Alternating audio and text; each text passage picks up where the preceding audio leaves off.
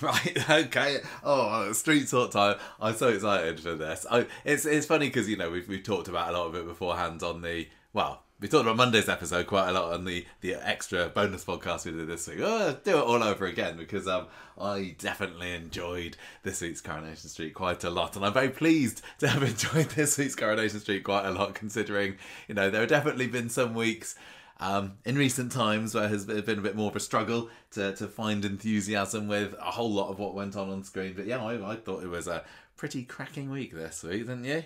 I'm glad we did the episode right after Monday to get our initial reactions because it all changed in one episode, isn't it? Yeah, and tonight's episode, we managed to stay spoiler free all day. Yeah. Very, very, very pleased with that. Literally, I was like, I'm not even opening Twitter. I'm not going on YouTube. Didn't even open Reddit all day. I was like, there is no way that anything from tonight's episode is going to be spoiled for me. And I managed it. And I will say, I'm going to pat Coronation Street on the back and say, you did it. You kept some things unspoiled. We didn't know this was going to happen. Well, I mean, we guessed, but it's not the same thing. This is exactly the opposite of what I was having a good old moan about the other week, where they just can't help themselves but say, hey, everybody, this is what's going to happen in our show. They didn't say that Becky was coming back. They didn't say that Tyrone was being hit by a car. That is the way that you do a soap. That's the way that you keep audience on the edge of their seat. And that is the way how you get people talking about it and gasping. Because, yeah, this was a really, really good week. I hear that Emmerdale was quite good this week as well.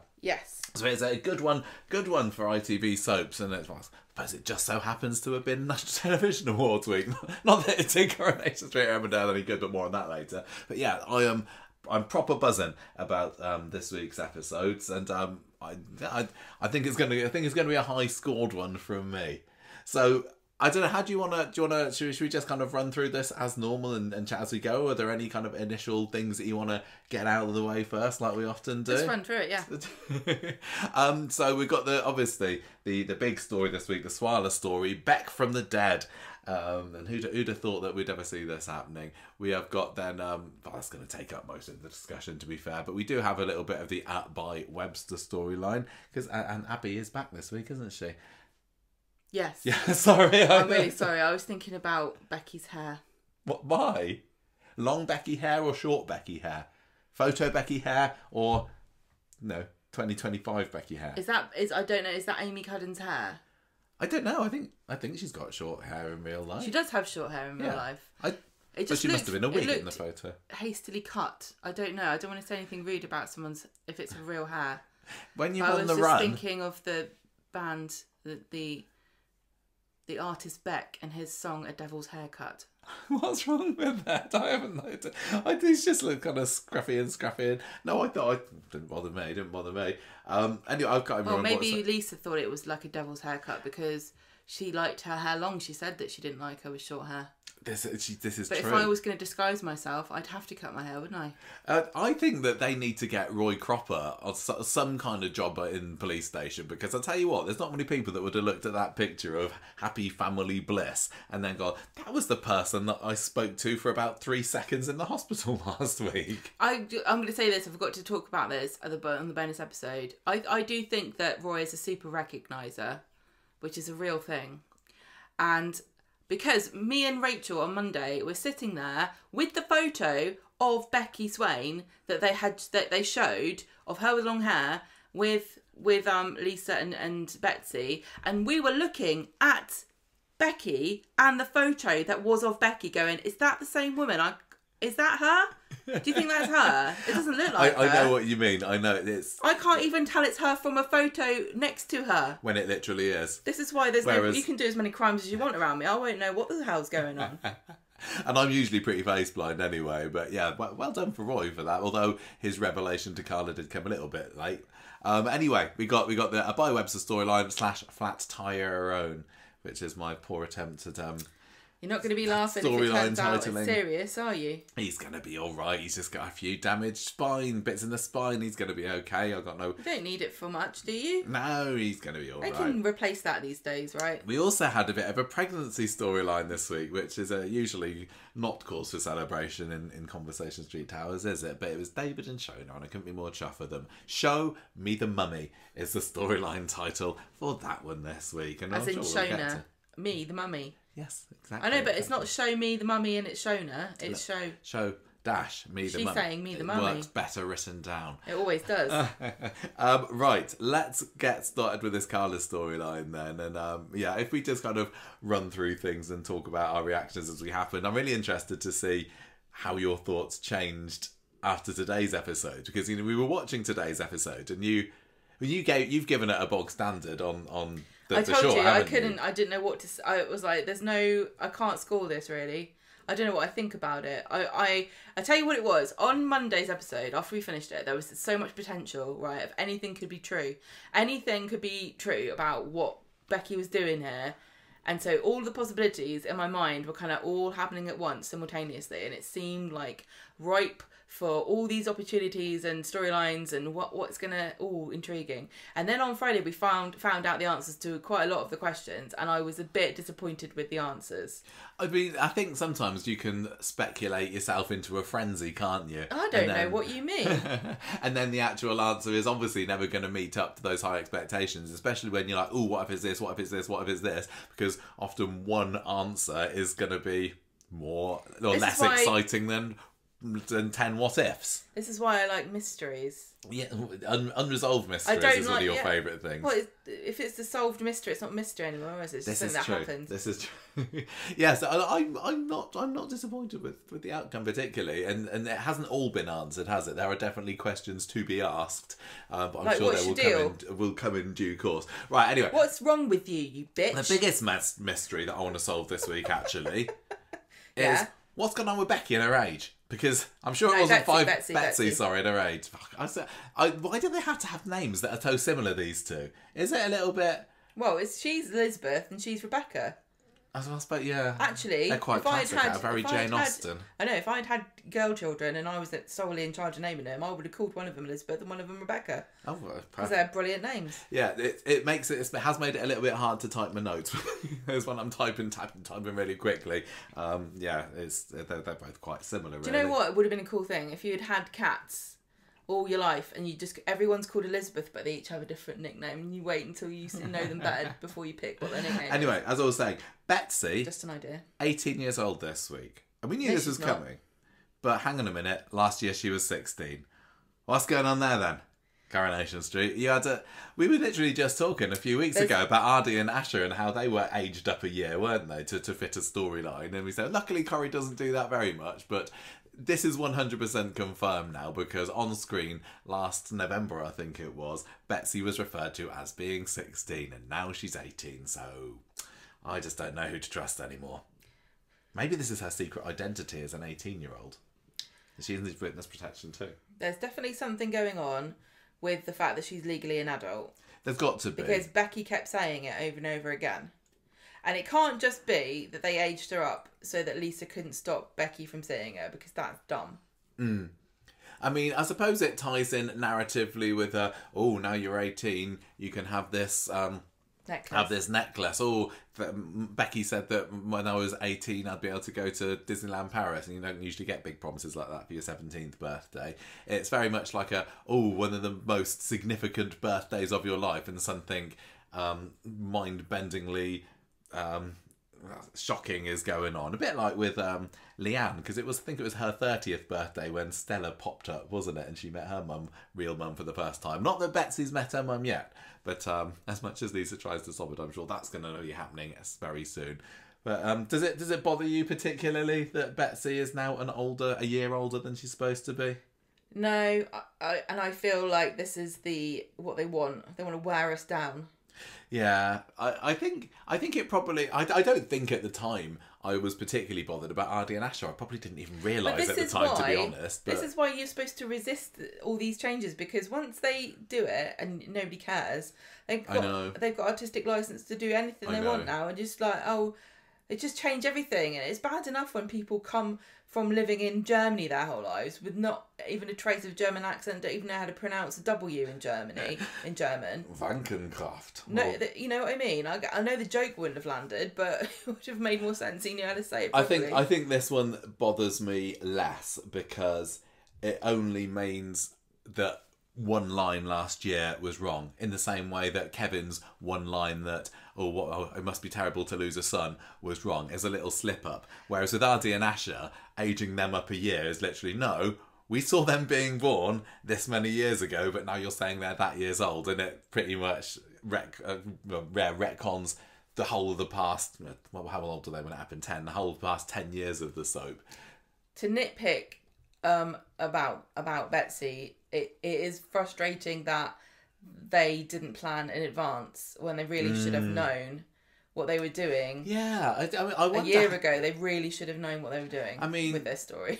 Yeah, because I think when Sydney came into the programme, Sydney Martin, it was it's Betsy, her 16-year-old daughter, and I think that would have been kind of decided probably, I don't know, 2 years ago. I don't know how far in advance these things are plotted out, but I knew that when I did my interview with Vicky Myers spring last year, it was all very much decided. Yeah, she's got this 16-year-old daughter.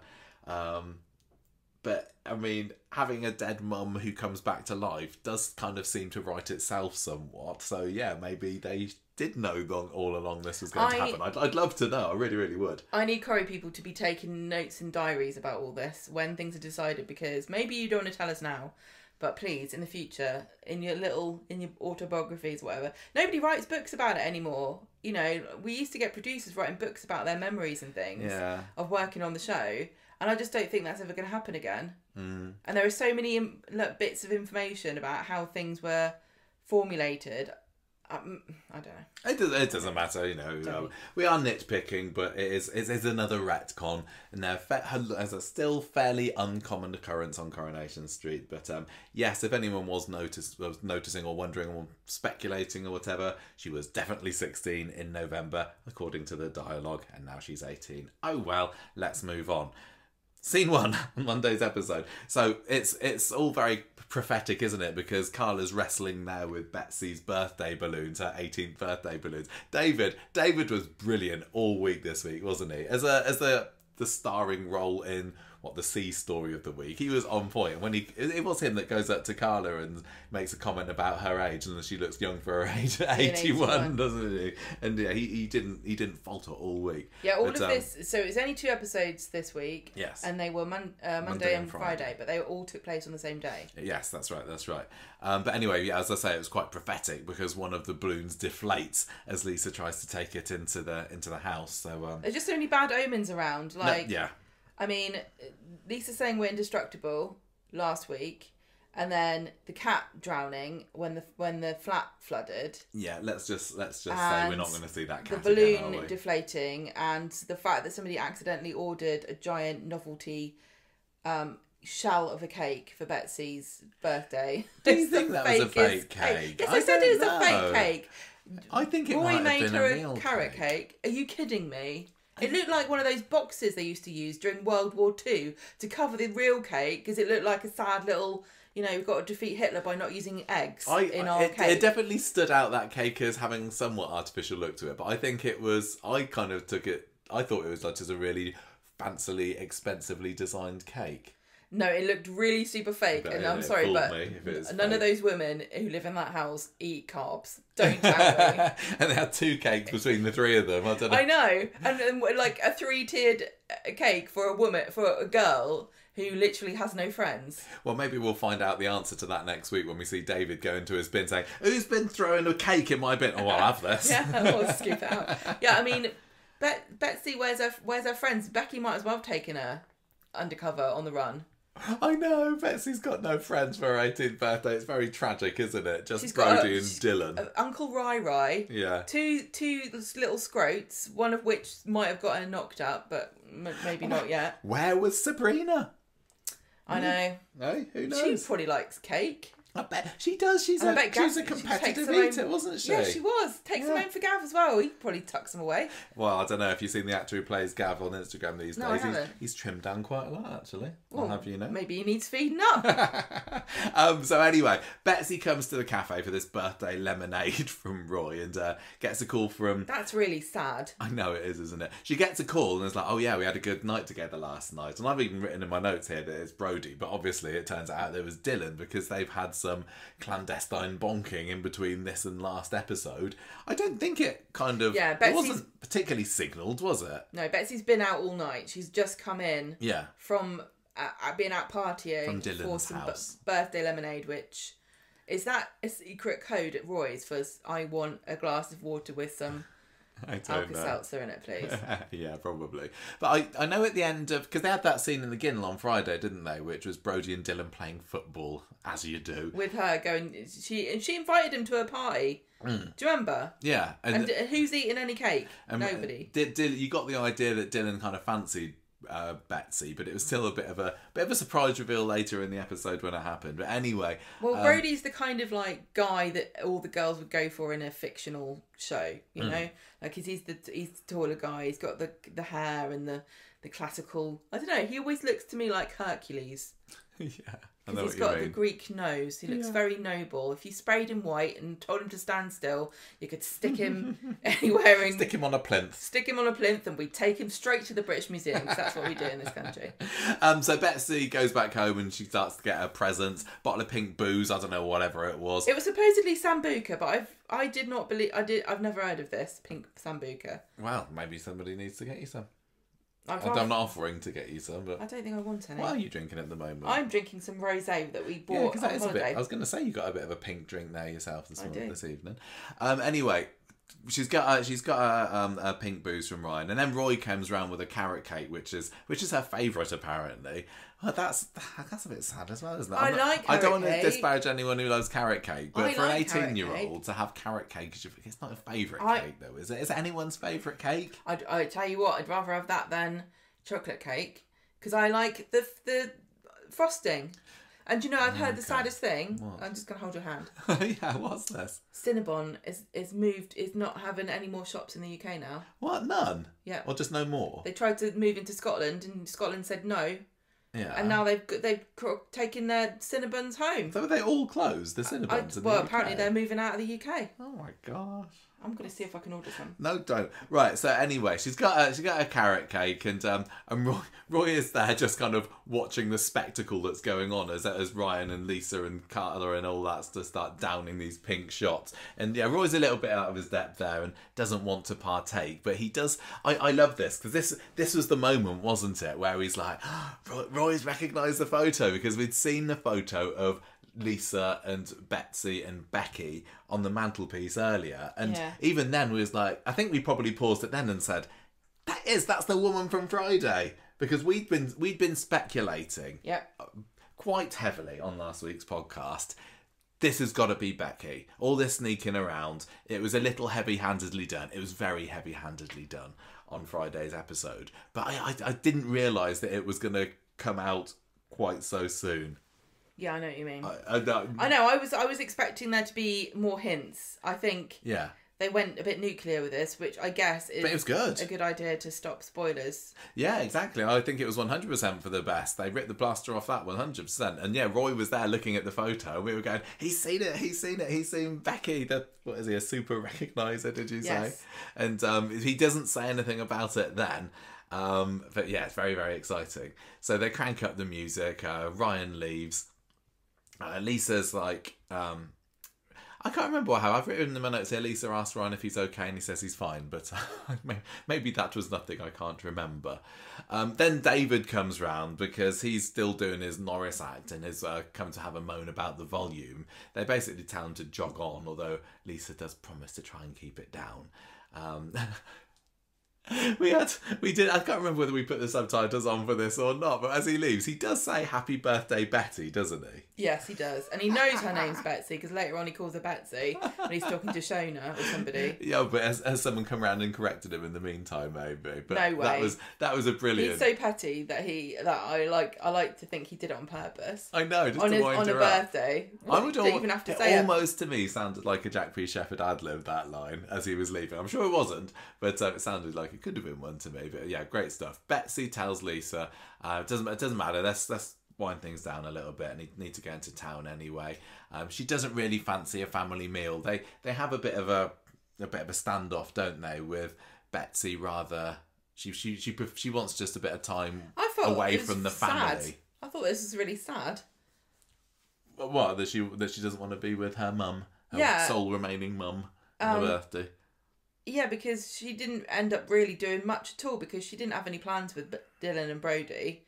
And I would have been in so much trouble if my mum and dad had planned something for me for my birthday and I was like, no, I'm going out, I'll see you later. That would never have happened in my house. I wouldn't have had anything for dinner. Do you remember what you did at your home for your 18th birthday? Yes, I did. On your 18th birthday? Yes, I did. What did you do? I had a bouncy castle. I know. Oh, is that on your birthday? I know you had a bouncy castle for your 18th. My uncle got it for me. That's great. That's cool. Me and Dad, I was so pleased with myself. Me and Dad and Mark went to TGI Fridays for my 18th birthday. Up the road. Yeah. The classic. Milkshake and a steak. Yeah, exactly. Did you? Yeah, I did. Well, was it good though? Back in those days, was it good? I think probably it was. It's crap now. It's crap. You know, this was only, 3 months before I met you, and my tastes have improved somewhat since then. Just imagine your dad broadened my palate. in TGI Fridays, avoiding all vegetables. Yeah. They're not difficult to do in TGI Fridays. We get a scene with Dylan and Brody in the cafe later, and this is where it starts to come out that... Oh, so Brody wasn't with Betsy last night. I can't remember what he says, but his dialogue made it very clear that he wasn't with Betsy, and that kind of got our brains ticking. Like, who did she have a great night with then? Can I just revisit this? This is actually quite sad, isn't it? Why? Because I bet your dad wanted to take you to the pub, didn't he? I think by the time I'd reached my 18th I know, but I bet birthday, he had completely different visions of what your 18th birthday was going to be like. Like, take your son to the pub, the local, for his first pint out. Yeah, I know. And you just wanted a milkshake. Yeah, there's nothing wrong with that. Different stuff. And I had a milkshake. Yeah, I know. You had a bouncy castle. I did, yeah. We're not maybe the typical 18-year-olds. I don't care. I don't care. I had a lovely time. I'm sure you did. And I'm sure your dad doesn't mind at all. We see Evelyn with Roy in the cafe later, and she's telling him about doing Pilates for his back, but his mind is on something else. He's seen that photo at number 6, and she's like, what's gone on? What's gone on? I can't remember when it was he says it, but later in the episode he's like, I've seen something that I shouldn't have been able to see. Yeah, doesn't he? Which is a very cool and cryptic. I wonder what people were thinking when they... Because I bet you quite a lot of people didn't even pick up on Becky on Friday. No, even though it was about as subtle as a brick for us, that woman, the sneak woman in the hospital, there'd have been a lot of people that wouldn't notice, so there would have been a real mystery. We still don't know around what Roy's seen. Why she was at the hospital. No. I've seen people wondering whether she works at the hospital, but are you joking? That's dumb. Well, no, this was in the, between Monday's episode and today, and I think it's somewhat unlikely now that she works there, but we still knew nothing about her backstory when she popped into the lounge at the end of Monday's episode. Does she have any other clothes? I know this whole week was one episode, but she also was wearing the same thing on Friday, and it's super grody. You know? How many coats do you have, madam? I have other outfits. I don't actually have a coat at the moment. Anyway, so where are we up to? Betsy. She's a character. Okay. She's got a whole wardrobe. What are you trying to say? It'll come in time. Don't worry about it. Is she... Okay, the question I have that still hasn't been answered. Is she still undercover or in disguise or on the run? Because if she's not, what's she wearing the outfit for? It's awful. Maybe that's the height of fashion in Spain, Gemma. It could be. And Green Mac. She put her hood up when she went out of the house. Like, who is going to recognise you apart from Roy for some reason? Yeah. Anyway, where was I up to? Betsy, she's all dressed up, and unlike Becky, apparently, ready to go out later. And Lisa's like, well, why are you being weird? Have I done something to annoy you? Who are you going out with? And Betsy is very, very evasive and say, look, just stop being so controlling, Mum. You hate the idea of me having a life outside, yeah? And then eventually it all boils down to, yeah, I slept with somebody last night. It was Dylan, and it's none of your business how long it's been going on either. So what did you think that the narrative purpose of this argument going on was in this episode? Did it help make things extra dramatic that Lisa and Betsy had a bit of a fallout? I don't know. I never had anything like this with my parents, or especially my mum. I know that lots of people always like to say, oh, girls and their mums, such a fraught relationship. I have never had any kind of conversation like this with anybody in my life, let alone my mum. It's so strange to me. But I guess what I'm trying to say is, I guess this is a very normal relationship to have as a teenage girl and being rebellious. I think it worked in this episode pretty well because they made up again, and Betsy apologises to her mum later on. And so often in Corrie we're used to seeing the kids falling out with the parents, and then at the end of the episode, or a week later or whatever, they say, "Oh, I'm really sorry," and everything's happy Back for to now. normal. And when that happens later in the episode, you think, "Oh, okay, so everything's going to be fine." But this is before the big sting in the tail at the end of the episode, which maybe makes the sting feel even stingier. I don't know. I mean, maybe there's some kind of repressed grief here because she's sad that her other mum isn't with them, and that's why she brings up that she was supposed to be going to Paris. Yeah, I guess so. But can I just say Paris and Disneyland Paris are two different places? Yeah. If you said to me, "Let's go to Paris," I go, "Oh God," and then we go, and it was Disneyland Paris. I go, "What? What do you mean?" Not the same thing. It's not the same thing. It's like we're going to Windsor and take you to Legoland. It's not, just because it's there in the general vicinity. They're two completely different things. Well, later on, Betsy's... See, I'm doing it already. This is going to be a long-running thing. Betsy's out. Do you want me to put a shock collar on you? Yeah, and every time you say the wrong word. Lisa and Carla are there on the sofa, hand in hand, and Lisa's being reassured by Carla. Look, Betsy's going to be okay. Don't worry about it. Tell me more about Becky. Let's talk about Becky. Let's warm our audience up for understanding a bit about your relationship with Becky. Let's just do a bit of fourth wall break in here. So we learn that Becky and Lisa used to be constables together. They used to be PCs. And thank you very much, Coronation Street, for name dropping the bill in, and for the listeners that tweeted us this week as well and said, "Oh, Michael's going to enjoy the reference to the bill." I did. I can imagine them with their little hats. Their little hats. They used to wear little hats. Yeah, they did, yeah. I used to like those hats. And the little dicky bow thing, whatever it was. For anyone who doesn't... I mean, we've talked about the bill lots of times, and everyone says Coronation Street is the bill these days, but the ending credits, back in the early days of the bill, used to be just the feet of two bobbies walking the beat, going away from the camera, didn't it? And it was a man and a lady. Iconic. Yeah, it was. I think it was because it was heteronormative. Jim Carver and June Ackland. Back in the day, you'd never get two lady cops getting off with each other. Can you no, just imagine that. Well, that could have been the twist at the end of the bill, couldn't it? The camera pans up and it's two women. It's like, yeah, that's right. I'm wearing trousers. We're allowed. Anyway, we've got the vote as well. Yeah, Lisa's feeling obviously very sorry for herself based on that last conversation she had with Becky, and she was like saying, "Oh, yeah, good cop, bad cop." Well, Becky was left with the bad cop, wasn't she? So she's feeling... Betsy was left... There goes the shot colour. Betsy was left with the bad cop, wasn't she? So I'm going to fill in some blanks here, right? Because I think, based on what I've seen of Becky and her, what's it called? Fantastical thinking that she seems to have. I bet you that Becky used to be the permissive parent who'd always be like, "Oh yeah, well, I'll take you," like never thinking about the practical things, always letting her do whatever she wanted to do, letting her stay up and eat sweets and everything, being the fun parent, and making Lisa have to do all the hard stuff and the proper work of being a parent and discipline and all that kind of stuff. And so that's why Lisa feels guilty, and why there's this kind of thing. And also the idea of being, go to Disneyland. Maybe that's what... I don't know whether Betsy wants to go to Disneyland. It's a bit different now for adults. It's more of an adult thing to do. But when I was a kid, I don't think I would have wanted to go to Disneyland necessarily when I was 18. Well, I went to Disneyland Paris on the opening year of it, and I just got really bad impressions of it because it didn't feel like it was ready. Crap.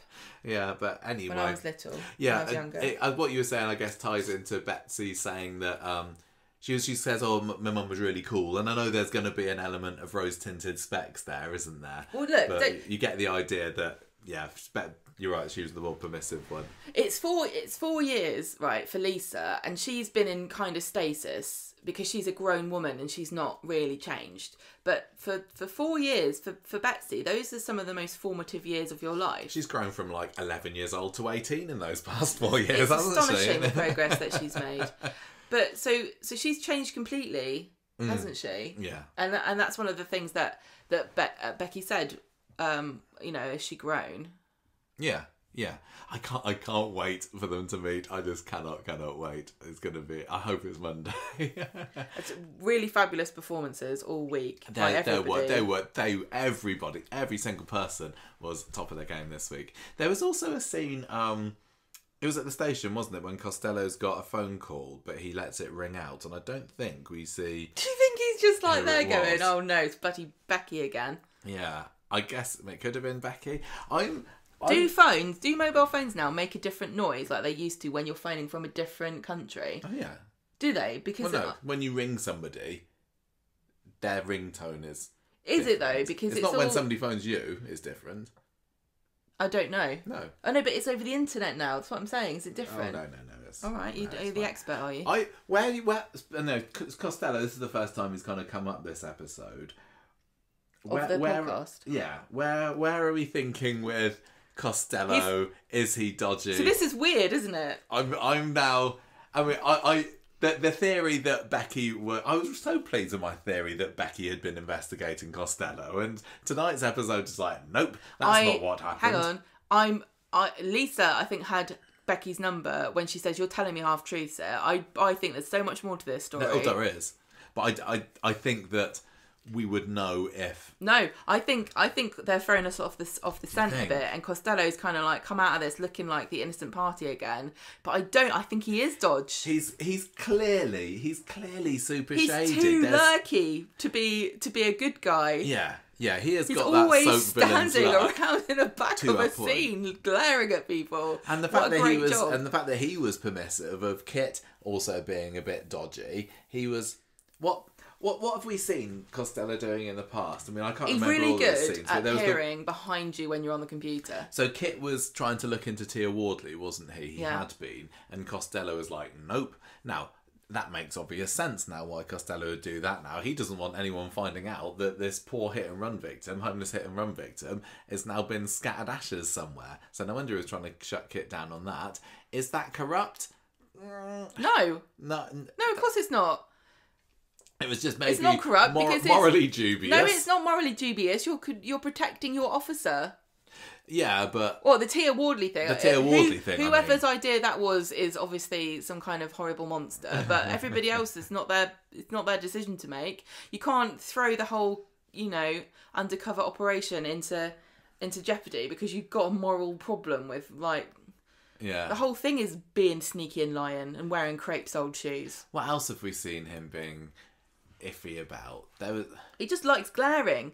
What was the scene with him and Kit in the office the other week when Kit comes into his office and I can't remember what he's probably just trying to work out how to download a VPN so I can look at porn again. And there's also the whole Matty and Logan angle, which hasn't been explored is really fascinating. Today at all. What do they know? Why would you trust two criminals as like the most integral part of your... Yes, so Logan knows about Tia Wardley. He knows something about Tia Wardley. Well, he would know he didn't run somebody over. But no, Tia Wardley was run over, wasn't she? Was she actually run over, or was she did they just find her dead? No, I think that they said that she was Matty and Logan ran her over. Yes. And then they were like... So in theory... They might not know that it wasn't actually Becky, but they're not dumb. They might not know it wasn't Becky. I don't know if they know who it was. It depends on how much they know what Becky looks like and how much they saw the person who died. I just can't. This whole thing makes no sense. There's no way in the world that two criminals, run somebody over and then the police come and go, that'll do. It's not like you wanted to make a pie and you'd run over a deer and you're like, brilliant, I can use this. Is it? But, this is why I'm a bit disappointed, because this story makes no sense. It's really stupid. Because you're too good at thinking things through. I'm just being a dumb viewer going, oh, this is exciting. What was their plan, right, before Tia Wardley got run over by two random scroats? They didn't have one. No, I don't think there was, but I think they probably were just hoping that something would come along. That's not what you do when you're in charge of a criminal investigation. No, but there's lots of different things. I think they always were thinking, many problems with this. We need to get Becky out of here. Right, so what did they say? Okay, right. Becky, don't bother packing anything because it will look suspicious. But get ready at a moment's notice to be sent to Spain when we find a dead woman. No. I'm saying that they were probably thinking about it, and then they would have managed to get it out some other way. I know, but it's just funny they would have said, them. "Oh, we're burying," and they would have just buried an empty coffin or something like that, and this dropped into their lap, and they thought, "Well, don't look a gift hearse in the mouth."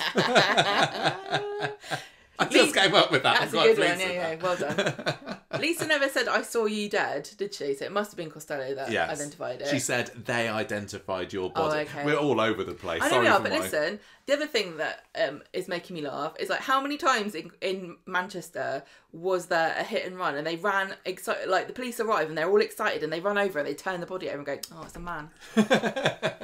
Yeah. Oh well. So are you thinking at the moment Costello is corrupt? I think he is corrupt, but I think we're not going to think that he's corrupt for a while. I think they're putting it on the back burner, and then Becky is going to go and do something corrupt with him because she won't be able to help herself. So and we'll find out from a clandestine meeting between the two of them. What's the thing about? So this isn't the story. I know. We're totally nowhere where we are at the moment. I mean, what Becky's saying. This is the trouble with Coronation Street and why they shouldn't do police stories, because you cannot tell the difference between a red herring and them not doing the story properly. Can you? No. Because this doesn't really make any sense. But that makes sense if Becky is covering something else up and she's lying, and that's why the story doesn't really piece together properly. Or it's just Corrie going, "Well, it's not really a police show, is it? You can just make up what we want." You just like the drums. You guys aren't going to Google this to find out whether this makes sense. There was also the whole angle of Becky being investigated for corruption. Yeah, I know. There? So was that actually a thing? Was she being investigated for corruption? Those papers suggested that she was, but were those forged papers? But there wouldn't have been any. There'd be no point to have faked that she was being investigated for corruption. No, because she died. Yeah. But they didn't really want any attention brought to her whatsoever. No. Which is why they dropped it all as soon as she died, in inverted commas, because there's no point investigating it. But why would you put a police officer undercover who's being investigated for corruption? Yeah, that's what I'm thinking. And then go, "Oh, you know what? All of that stuff that we think you might have done, we'll just drop it. You go to Spain, don't worry about it, love." I don't know. Or was she being investigated for corruption as part of the cover? Yeah. Right, here's my other question. How is it possible for Becky to be undercover twice in one life, right? Because she's undercover as a gang member, but she's also undercover pretending to be a normal police officer to Lisa and Betsy. Lisa and Betsy don't know that she's gone undercover in a gang. How is Becky covering that she's in a gang to her wife and kid while also pretending to be a police officer?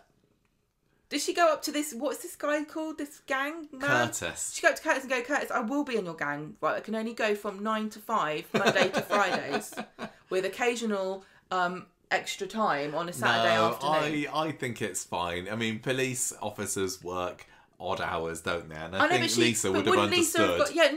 Wouldn't Lisa have gone, "Where is she at work?" She said she was at work. Where is she?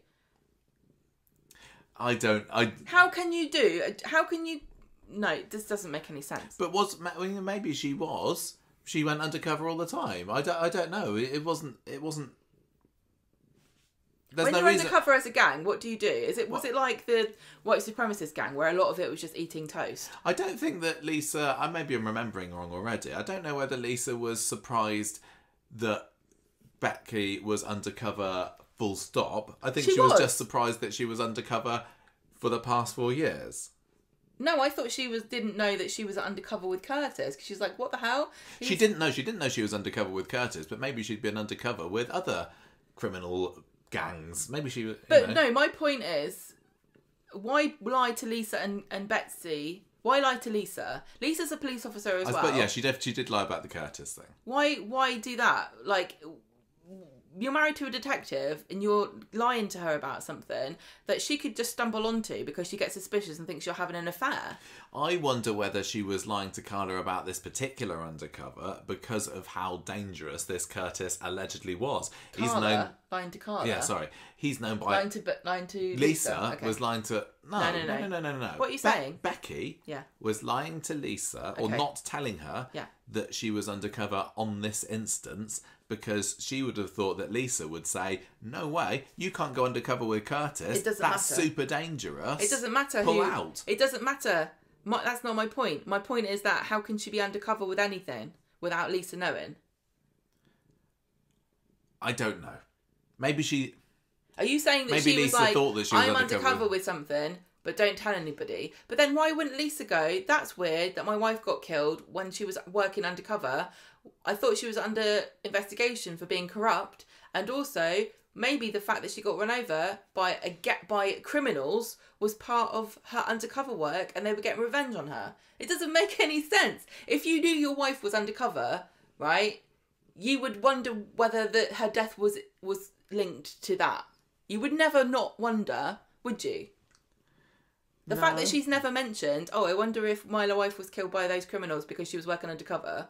I wonder which gang she was working undercover with then.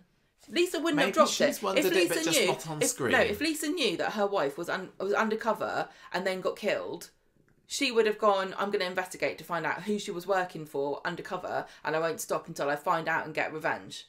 That's what would have happened. Yeah, and also, it doesn't bother me. The other thing that's interesting to me is that they said, because sorry if you haven't seen it, because we haven't explained anything, but we said, Becky said that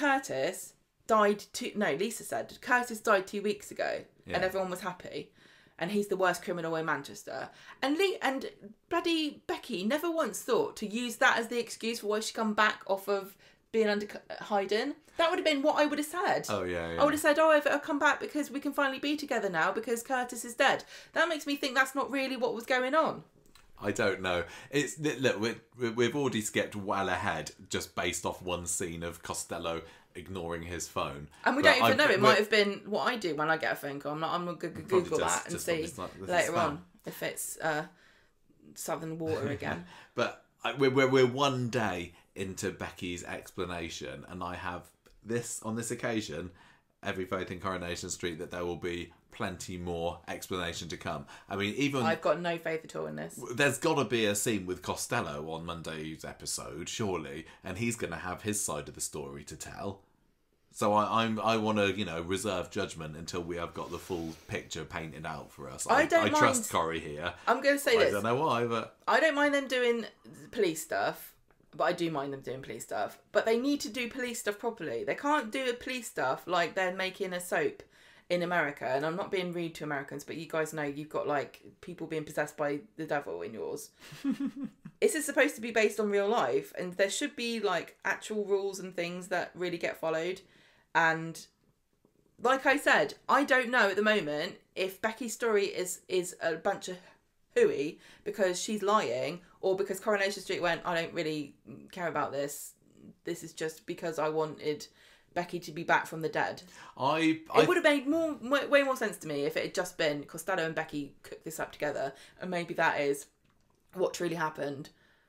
I think I'm discovering that my stance on all this is if I'm entertained enough, yeah, I know. I don't mind as much. I think that's what Corrie thinks. That's what they're banking on, isn't it? I think Corrie's like, I don't care. Do you? No. Yeah, I think... I'm like, yeah, I do. I do actually. Yeah, no, I don't mind about this one at all. It's absolutely I can't remember. I was going to say something else and I've forgotten what it is about this whole thing. I'm sure we'll have a chance to come to talk about it if it pops into your head later. Back to Monday's episode anyway. Carla, Betsy and Lisa get back to the house after going to the station after this car accident. More on that later. Because ridiculous. This part of the story is not going to even touch on the fact that Betsy was nearly hit in a hit and run. That's to come later. But the factory alarm is going off, and it turns out it was just a false alarm. No, didn't it? This was Becky putting it on so that she could find. Was it? Maybe. I don't think that they said. Do you? No, somebody did this. Somebody did this. Yes, what? somebody. the factory was empty and the door has been forced open. I think that Becky's been watching them, and she used that as a distraction to make them leave Lisa. But no, it doesn't make sense, because how did she know that it would be Ryan and Carla that would go and Lisa wouldn't go with them?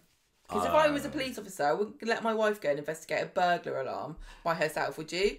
I think it's fine. That's not bothered me at all. I wondered, to be honest, whether it was Brody and Dylan who'd ended up into the factory and they were just trying to find a hideout spot, but clearly it wasn't. I think this is so funny. It just shows how our lives are. Attitude to life is like so much different. This is why I worry about everything, because I think about stuff way more than you, and you're like, whatever. I know, I don't. I'm just like, yeah, whatever. Everything's gonna be fine.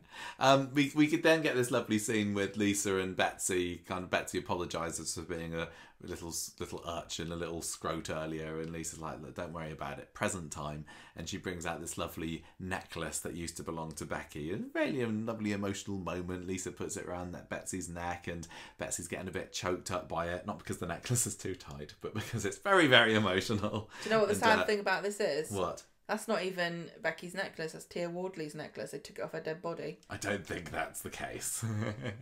Anyway, Betsy gets a bit choked up by the whole of this and says that she wants to go and have a walk.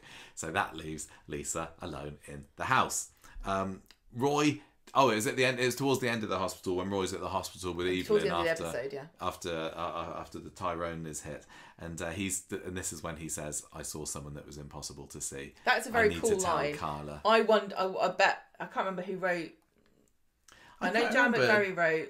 Didn't Joe write one this week? He wrote. I thought he wrote the beginning of Monday. Yeah, maybe. And Jan McVery wrote the beginning of Fridays. Yeah. But I can't remember, who wrote this. But I bet if I was writing this script, that would be my favourite line. I bet you... You know, sometimes when you... It was a very Roy way of saying it, wasn't it? But it's so evocative, isn't it? Mm. It's the sort of thing that you if you're writing a short story, you start with something like that and you're like, what would the story of that be? Yeah. I saw someone. It was impossible to see. Mm. I still... there's a bit of a stretch of credulity that Roy would have recognised her. Oh, he's always been like this. Yeah, he's always been like this since today. I think if it had been anyone other than Roy, you'd be like, no way. But I think because it's Roy, it's like, yeah, he probably would, wouldn't he? Anyway, final scene of the episode. Lisa's there looking at some family photos. Of course she was. Just so that the audience are under no illusion, no what is the word? Misapprehension at the end of the episode. That is 100% Becky. So she's looking at these Becky photos. Then she hears somebody coming in who she thinks is Carla. Stands up, turns around, massive gasp, drops a wine on the floor. It's flipping well. Becky Swain. She's alive and everything. And she says, "Hello, Lise." And at this point when we were watching it, I still was not 100% sure that this was really Becky, because I thought this could be another rug pull, and it could be anybody. It could be somebody that was her friend, or Becky's best friend, or Becky's sister. Could have been anybody. So I had to, because when you watch it on ITVX, the credits immediately shrink so they can force you to watch another crime drama. Get those writers on this then. Another boring crime drama about a detective with a sad background and a new young plucky partner who's got a secret. Anyway, not yet jaded by the realities of the force. And so the credits shrink, and I had to grab the remote and try to make them big, and to see that yes, Amy Cudden is in fact playing Becky Swain. And some people probably who aren't super... Not everybody cares about the internet and going on social media and finding out about Corrie. Some people probably waited until Friday to find out who the hell this woman was. I know. I mean, it's all the Corrie fandom has been talking about over the past few days, but not everyone is in it quite so deep as some of us super fans are. So I do think that ITVX is incredibly disrespectful to both soaps. They don't have them on the front page. Nope. Which is... They're really hard to find. Actually super rude and arrogant of them. Because it's not just saying... The reason they do it is because they say that Corrie, fans will know where to look. Will so go there's no and point seek advertising them. But that's so arrogant against your own viewers. You're making my life more difficult because you're taking me for granted. All soap fans listening to this, ITV takes you for granted. It's a bit like... They do. My other interest, Nintendo, it's a bit like Nintendo saying, we won't put things of Mario on because our fans know who Mario is. They know what Mario is. And so... hiding the soaps from the front page is absolute dog crap, and also shrinking your credits immediately to advertise your other stuff is so disrespectful to your cast and crew who've made the show for you. But unfortunately, I don't everyone's been doing that for years. If they're not shrunken into a little mini thumbnail like they have on ITVX, they've been shoved off to the side, haven't they? Find for another way of doing it. This is going 20 years or so. I don't really like it. Because ITV even went through a period, I suppose they're still in it now. I mean, Coronation Street end credits used to be the roofs, didn't it? And now it's just black. Yep. And yeah, I remember when they changed, they just like had a standard credit design across all their shows just so that they would be easily shrinkable. But yeah, ITV is not the only one guilty of this. Anyway, your point was we had to wrestle with the remote to find out that 100% this was Becky Swain, and you were like, I can't believe it, they actually did it. I was shouting and shouting and shouting. You were very, very excited. I was so excited. Yeah. And then Friday came. And we had to wait like 3 days to find out what was going to happen next. No, 4 days to find out what had happened next. This has been the longest 4 days in many a Coronation Street fan's life. And in the interim period, the internet, well, the Corrie fandom, the Swarla fans, They had a lot to say, didn't they? I think Becky has made them... I've not looked loads, but I've seen some. And Becky has certainly made herself a bit of a public enemy number one. I think a lot of Swarla fans are just like super concerned about the future of Swarla. And I said on Twitter, they're not going anywhere. There's no way. I know they're not going anywhere. And then somebody was like, oh, how do you know? And I was like... oh, I guess people think I'm a soap journalist because I'm making proclamations. Because a lot of the soap journalists are like oracles of Swarla fandom, aren't they? But I know this, like I would put money on this. And Kate Brooks said it at the NTA. Somebody asked her directly and she's like, no, they're fine. They're not going anywhere. They're like, to be cynical, they're the biggest cash cows of the whole show. Yeah, currently. It's not, and that's before you even put into the emotional side of it, where, you know, a lot of the people involved in this are actually personally invested in the story of Swarla. It's an important story and characters to the show on so many levels. It would be absolutely impossible to imagine a world where they decided to split them up. Alison King has been, as Carla Connor, one of the biggest characters on the show for as long as she's been in it. You've got the story, which is a really important story because a lot of the people who are creatives on soaps in general are very LGBTQ plus like friendly and you know, part of that themselves, not just allies but part of it. That's an important story for representation for that.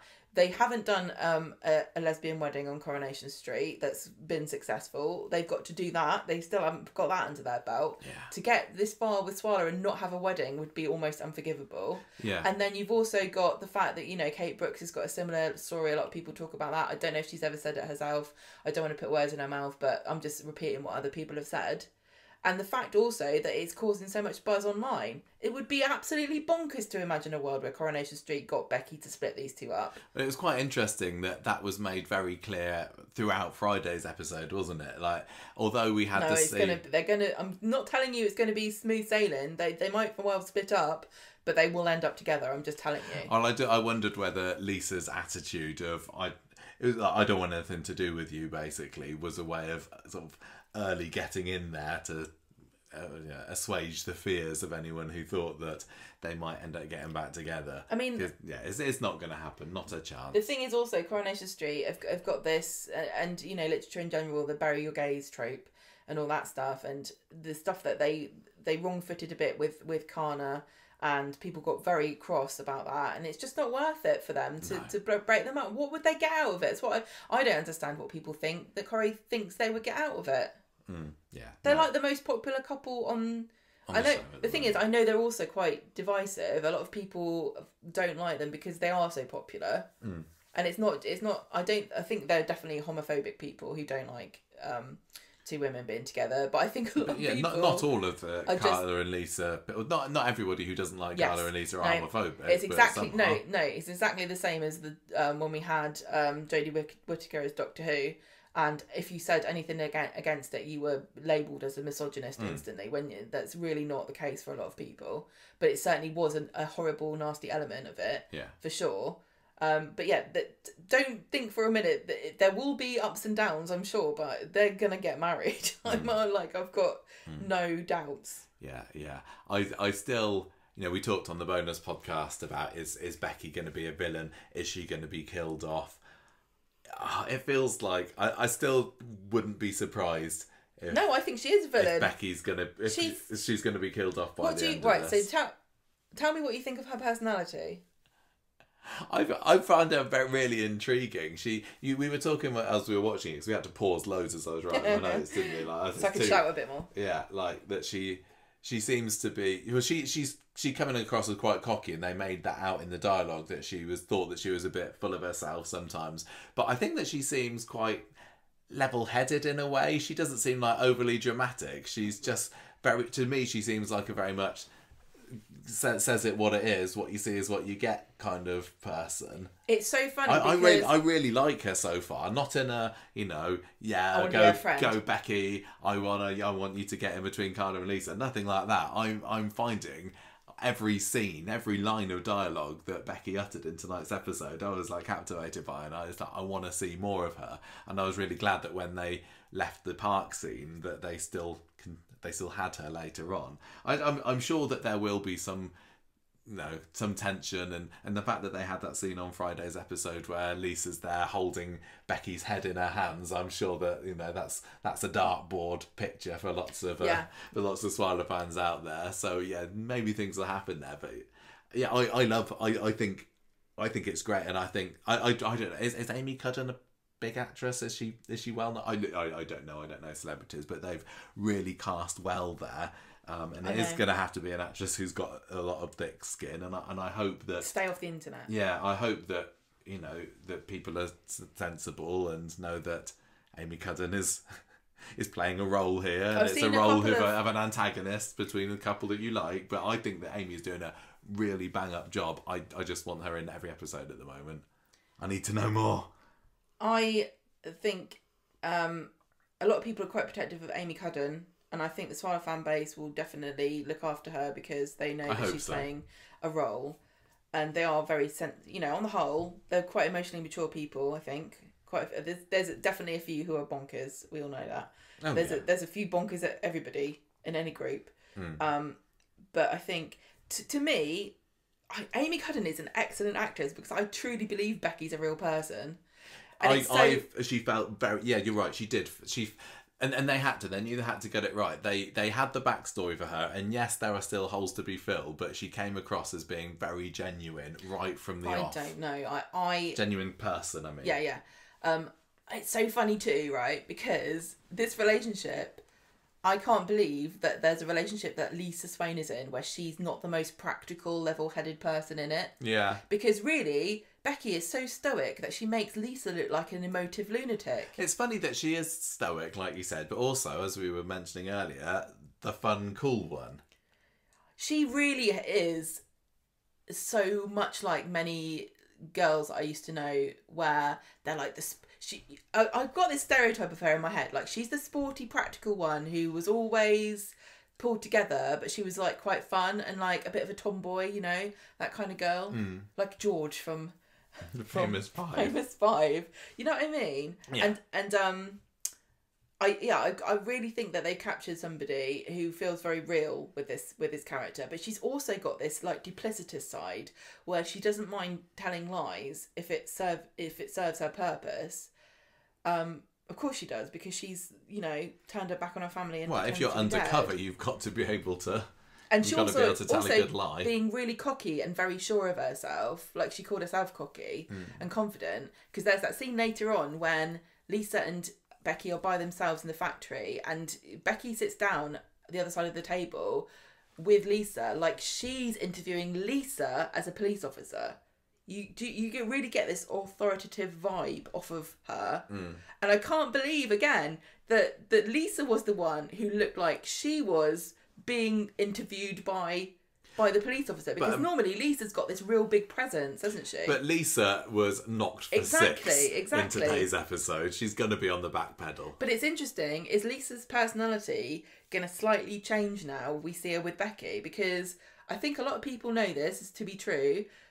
Your personality will often, some people's, will change a little bit when you're with, you know, some people. I think we've all known people who are like chameleons, depending on who they go out with. They have different likes and dislikes. I'm not saying Lisa's like that, but I do wonder whether, because I think with Carla, she's been given permission to be a bit softer and a bit more vulnerable. And I wonder whether she was ever like that with Becky, or whether she felt Becky pushed her into a more, I'm the grown-up, I'm the bad cop, I'm the parent. Yeah, she had to take that role on, and Becky was like, oh no, I'm the fun one. You know, I work hard in my job and I come home and enjoy myself. I'm not worried about when the bins are going out. Yeah, and which bin we put our things in. Yeah. Right, so... There can't be two women. Well, no, there's three of them. There's four of them now. We went into Friday's episode pretty blind. I mean, after Monday's episode, ITV did release a few pictures, didn't they, of today's episode, and I didn't want to study them in depth, but I caught a glance of them, so I knew that, you know, they'd be talking together, and then Carla would show up at some point. But that's literally all I knew. What did you have any kind of expectations for, or what you wanted to get out of the Friday episode? I just wanted her to sit down and answer all the questions. You're just impatient. I was because very she only frustrated. answered a few of them. I also got annoyed because in all the pictures, Becky's got this like big doe-eyed, like, whoa, why are you mad at me? Just because I faked my death and went, so not my fault. Whoa. Why am I the bitch? Like, what do you mean? What do you mean? You're not the victim. Stop looking sad. I don't know whether... Look, let's get to this to the discussion. But I do think she seems like a super manipulative person, and there are loads of people like this who play the victim when it's them that's done something wrong. But okay, look, if you know, devil's advocate, then she's been forced pretty much to go and live in another country. I don't believe it. On her own. Okay, just up sticks, go. Only take one coat with you. And what do you need when you're in Spain? And she's been waiting there. She's been pining after her family. She's not stopped loving her family. I don't. There's no kind of inkling that she doesn't love her family. I don't believe it for a minute. If you were like, Gemma, this is for your own good. Yeah. You've got to go and live somewhere else. You can't let them know they exist. I'd say you'd be missing me. I say it's bollocks. Are you seriously telling me there was no world in which they could have gone under witness protection themselves altogether? That makes no sense. How did Becky decide? Makes no sense Becky to me yet. decided and made a choice to go on the run without her wife and kid, okay? And because it is voluntary, if Coronation Street might decide that in the world of Weatherfield she got forced to, okay, whatever. I don't. In real life, it's always voluntary. Her cover was blown, okay? So that means that that Curtis, evil Curtis and his gang knew that Becky was an undercover police officer. Therefore, they know who her wife is and her kid is. And Becky went, bye then, see you later. Well, I don't understand why Curtis didn't come after Lisa and Betsy and try to put them in danger and say, you tell me where Becky is or I'll kill you. Well, they didn't need to say, tell me where Becky is, because they thought that Becky was dead. Well, go and like confront her and do something to the family. I don't know. That again doesn't particularly bother me. Michael, if you were in a criminal gang, okay, and you're right, I get myself in the zone, yeah. Just imagine you're grr, right, and then you find like out some drugs. Yes, please. What do you have? Anyway, no, don't tell me. So she's undercover. You find out that there's been a cop undercover with you. Yeah. And then funnily enough, she dies. Would you go, that's suspicious? I think she might have been put into witness protection. Because I would. Well, maybe. Wouldn't you turn up at her? Wouldn't you? Curtis knew that she was an undercover cop. Even if she is dead and he truly believes that Becky's dead, wouldn't you go and like menace and cut up the kids a bit and like just point your knife at her and stuff? I would. I'd get my revenge because she's made a mug out of Curtis. He's got to have his street cred for all his gang. Yeah. He looks like an absolute idiot because this woman came in and went, oh no, I am probably a proper crim, and he believed her and it turned out to be a cop. Oh, It doesn't make any sense. Not yet. And then Becky went, okay, yeah, I'd rather save myself and go and live in Spain than to have my kids. What does she think? Oh no, but what about her GCSEs? I can't possibly take her on the run. She wouldn't do her GCSEs. If you think you're in mortal danger, who gives a crap about any of that? They probably have something in Spain. They probably do have schools there. I think they might do. Do you know what I mean? There's no practical thing that you could ever say to me that would make me go, yeah, maybe I should leave Michael alone while I go on a run. You can't spell O-levels without Olé. That's not as good as You've been thinking about that the whole time I've been saying. Only, only for a few seconds. There are some holes in the story, possibly. But here's a question for you, right? Because you said you don't care about all of this. I don't really care about it. The more I'm saying stuff, is it kind of annoying you that I'm bringing it up? Or is it making you think, oh, maybe it isn't as good? Or are you just thinking, I don't care? It doesn't matter. There's no wrong answer. No, maybe it's annoying me a little bit. What, that I'm saying it, or that it's... Yeah, maybe. That I'm ruining it for you. No, you're just making me feel stupid for not noticing it myself. There's no wrong answer. No, that's what I'm telling you. Okay. I still know that there's more explanation to come. That's what I'm kind of banking on. I think that this is all a big fib.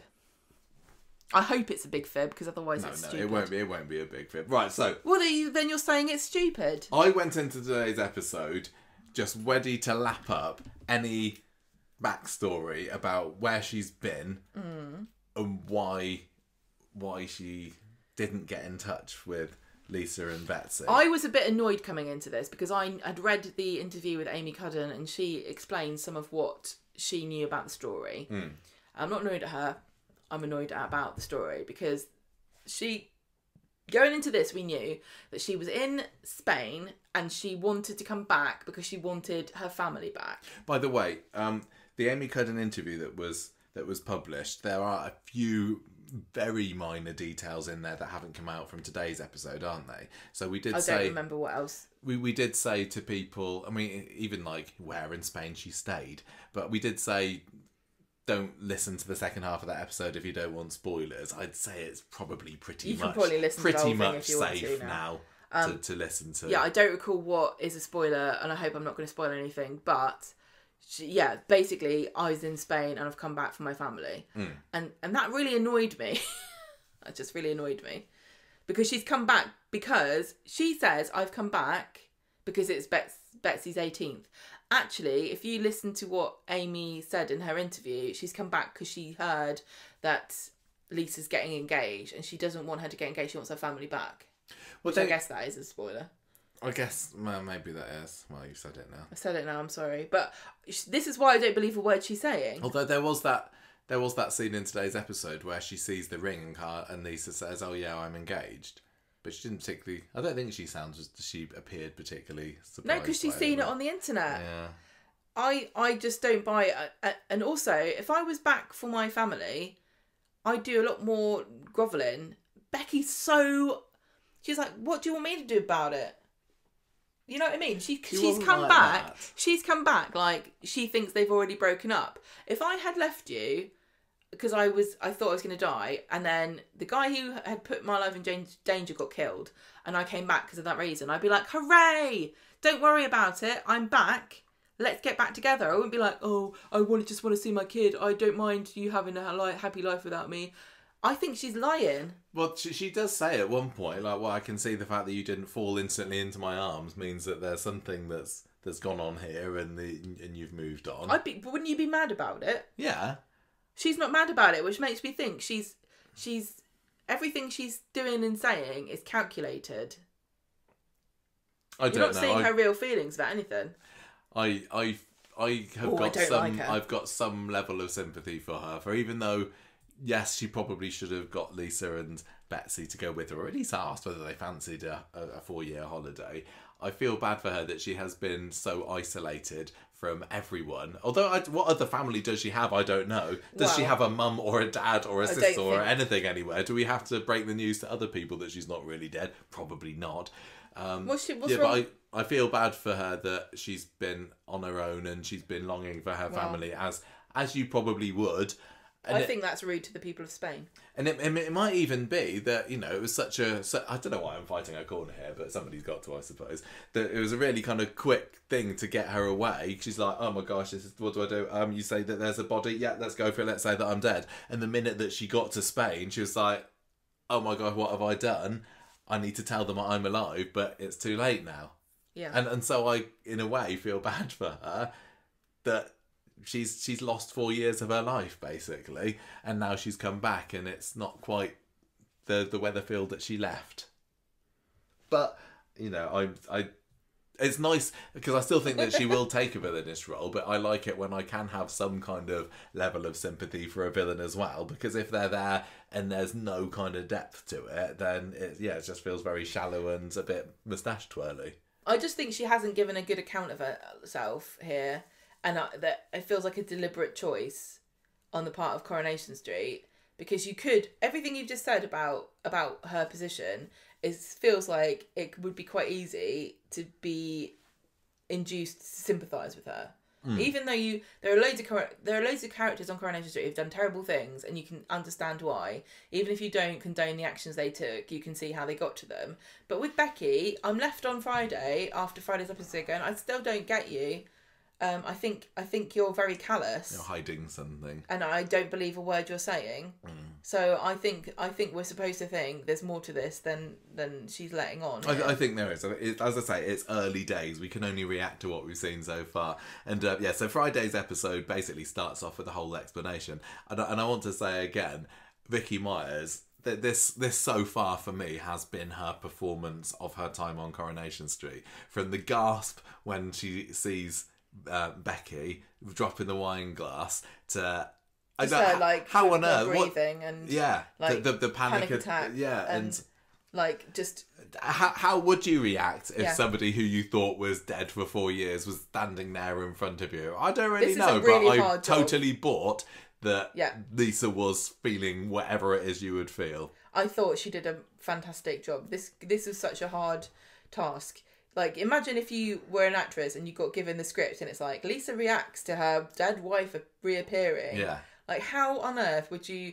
It's such an outlandish and weird scenario. It's not like you can go, I'm just going to look at some research material and see if anyone's videoed themselves reacting to that. And I'll tell you what also, Gemma. Yeah. What was the incidental music in that scene to help us understand? Nothing. Can you imagine if it What had been... was the special effects that they used to show Lisa's inner turmoil? Oh, there were none. Yeah, you're Look, right. That is raw drama, and it was fantastic. Yeah. We don't need all that rubbish with wibbly wobblies. Yeah, right. And I don't mind a wibbly wobbly sometime, but it's clearly been overused at this point. And this scene showed that Coronation Street doesn't need it if the script's good enough, if the performance is good enough, if the situation's good enough. Right there in the room with her, weren't you? When she was reacting like you didn't need anything to break you out of that immersion. I love the bit where she says, "Oh, I dreamed about this day." Because you probably... And she talks about, and then I wake up and then I lose you all over again. And I think lots of people who've experienced loss in real life have had something similar, haven't they? I mean, I went... After my mum died, for like a year or so afterwards, I was having semi-regular dreams about mum again. And then you wake and you think, oh, this is brilliant. And you don't kind of realise in your dream that she's been dead. You're just like, oh, there's mum. And then you wake up and it is a little bit like a bit of grief again. So that was a really, really well observed line, I think. And oh, that's horrible. Yeah. I think maybe it was Becky who says, I've dreamed about this day, but Lisa agrees and says, so have I, but so it's much of a muchness there, really. But I loved how it suddenly started to dawn on her, and she's like, well, hang on a minute, we scattered some ashes here. What's going on? I'm having a breakdown, and Becky's there going, I'm real. She's what she say? You're not tripping. So I don't know what those two used to get up to when they're doing confiscating from the naughty men. Like, I'll just take possession of these drugs. Thank you very much. I'll have those for later. Anyway, Lisa says, look, I don't understand what's happened. It's been nearly 4 years. Where have you been? I need answers. And I would have been furious. Well, she was, wasn't she? I would have been a lot angrier than this. Would you? I don't know how I would react. I really, really don't. Because nobody can really picture how they would react in this situation. But I think I'd be sick and faint. I think knowing you, I mean, you're very jumpy, aren't you? I would be excited for a minute because I'd be like, It's a Michael ghost. I'd be like, are you a ghost? And you'd be like, no, I faked my death. And I'd be like, you That's what bastard! would make you mad, wouldn't it? That I'm not a ghost. Oh my God. Yeah, Gemma would probably get very mad at me for a while. But what? A while. Yeah. This is. But I think I'd like to unforgivable. think that I'd be like, oh, Gemma, I love you. But then in this fictitious. Yeah, that's what I'd say. But then in this fictitious alternate universe, I found myself a new hot fiance, so I might be. Who's a man? Yeah, apparently so. Well, this is the kind of intriguing point about this. If it is true that Lisa and Becky, like Becky was undercover and Lisa knew, or Becky had ever been undercover or talked about being undercover, then you might be able to spin a little bit of a scenario to kind of like make this a bit more believable that they had ever talked about the possibility of her faking her death, or this might have, like, if you knew that your wife had been undercover and you knew that the world you live in, the police will fake somebody's death to hide them. Yeah.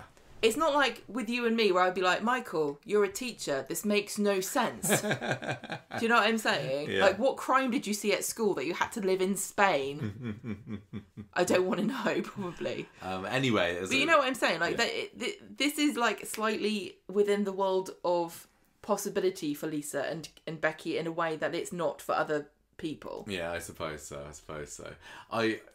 We find out that over the next scene that she's been in Spain. She's been living under another name, not Tia Wardley. No, we both went, somebody else later said she said another name. But yeah, that day were the two prevalent theories, weren't they? That Tia Wardley was either her witness protection name, or that she was the real victim. Or it was who was in the coffin, which turned out to be true. So anyway, Lisa gets madder and madder when she realises that her beloved wasn't in fact kidnapped, because that would have been okay apparently, but she was in on it, as Lisa put it, and didn't contact her whatsoever when she possibly could have done in the intervening 4 years. Well, she want a postcard. Yeah, wish you were here. Hola. And you get, I did also love the moment, and again, very believable performance when Becky gives that big, long, deep sniff of Betsy's cardigan. Was it a cardigan or a jumper or something like that? I don't know how necessarily she knew it was hers unless she recognised it, from 4 years ago. But it's 4 years. Kids grow. 4 years is not so long that you wouldn't have the same item of clothing. It's not for us because we've stopped growing, but I imagine that Betsy's She said, has she grown? Did she? Yes. Oh, well, I mentioned this to you. I don't know. I think that she's got the secret power that lots of children at school have, where they can identify whose jumper is whose by sniffing it. That's what happens. You go, there's got really? A jumper here. Are you kidding me? No, really. They don't identify other people's, but they identify their own. If there's a jumper with no name and it gets brought around the classroom, it's like, somebody lost their jumper. It's not unusual for a kid to come over and have a big long sniff of it, just like Becky did. That's goes, yeah, that's mine. Funny. I know. Wow. Aren't children miraculous? I haven't seen them do it for a while, actually, but that is 100% a thing that kids do. Yeah. Can I say, if I'm Becky, okay, and I've come back, and my wife is with this new woman, I know she's in the doghouse, so she's on her back foot here, but I would be like, nice house you've got here. Yeah. I thought when I said I wanted Marble Island, you said you didn't like it, and you thought it looked tacky. Does this new woman know you think it looks tacky? And she's like, oh, I see you've got plastic grass outside. Oh, yeah, you know what I think about that. Oh, and an orangery. How ostentatious. It must have been so... Can you imagine being a parent who hasn't been able to see their child for 4 years and getting that scent? That's the kind of thing that would... It'd just be like heavenly, wouldn't it? Even if it's a skanky jumper. Again, I think that was partly done to make us sympathise with Becky a little bit more. But I wouldn't have heard anything from Lisa telling me I couldn't see my kid. No, well, she wasn't, was she? No, but she did. What? At the end of it, she still hasn't seen her. No, she still hasn't seen her, but she's gonna kind of flipping well see her. Come hell or high water. They're just making conflict, aren't they? Yeah. I really want to see Becky sniping with Carla. What are they going to do? Because the thing is about... Becky with Carla? Becky versus Carla. Oh, I thought you meant they're going to snipe together. No. It's interesting because they're both... I know that they both seem like scrappy. Like, maybe I'm not super educated, but I'm streetwise, and I know I'm cunning, and I know people, and I know how to get what I want out of them. Do you know what I mean? Yeah. Like, she doesn't strike me as a super intellectual kind of a... No. Like, she's not going to look down on Carla like, oh, I'm smarter than you or anything. I think they've got that social, like, intelligence, haven't they? The pair of them. Not necessarily emotional, I don't think, but there's social, like, cunning that they both need to be in charge and tell people what to do. Because I can imagine Becky being in charge of people if they're both detectives. It is funny. I assume that she is. In many ways, in many ways, Carla and Becky are quite different with each other, aren't they? Yeah, like physically Carla is different. all very well put together, Glam, always glam. made up, glam, black. Whereas, Lisa's obviously type's changed over the year. It is really funny. If I was Becky, I'd be a bit offended actually. I'd be like, oh, sorry. Sorry, didn't put enough makeup on enough for kimonos. you. Like, because you also... Sorry, did I cook too many meals for you? Yeah, sorry, not eating enough sushi. Like, Becky, like, she mentions one of the things that she missed was the hockey girls, which is funny because we know that Vicky Myers plays... Is it hockey? Does she? Isn't she in a team? Maybe. There's a team that that everyone went to go see. Do you remember? I thought that was netball, wasn't it? Was it netball? Yeah, people want to go and see her doing some netball. She's sporty. It's a girls' sport. It's one of those girly sports. Netball, hockey, synchronised swimming. Dressage. It's one of them sports. But you know what I mean? Like, can you ever see Carla being on a team of anyone? No. She would only play darts, probably, because it's a single thing. But, like, Becky's I have short hair because I don't want to spend too long in the shower because I'm always on the run or doing exercise or sporting.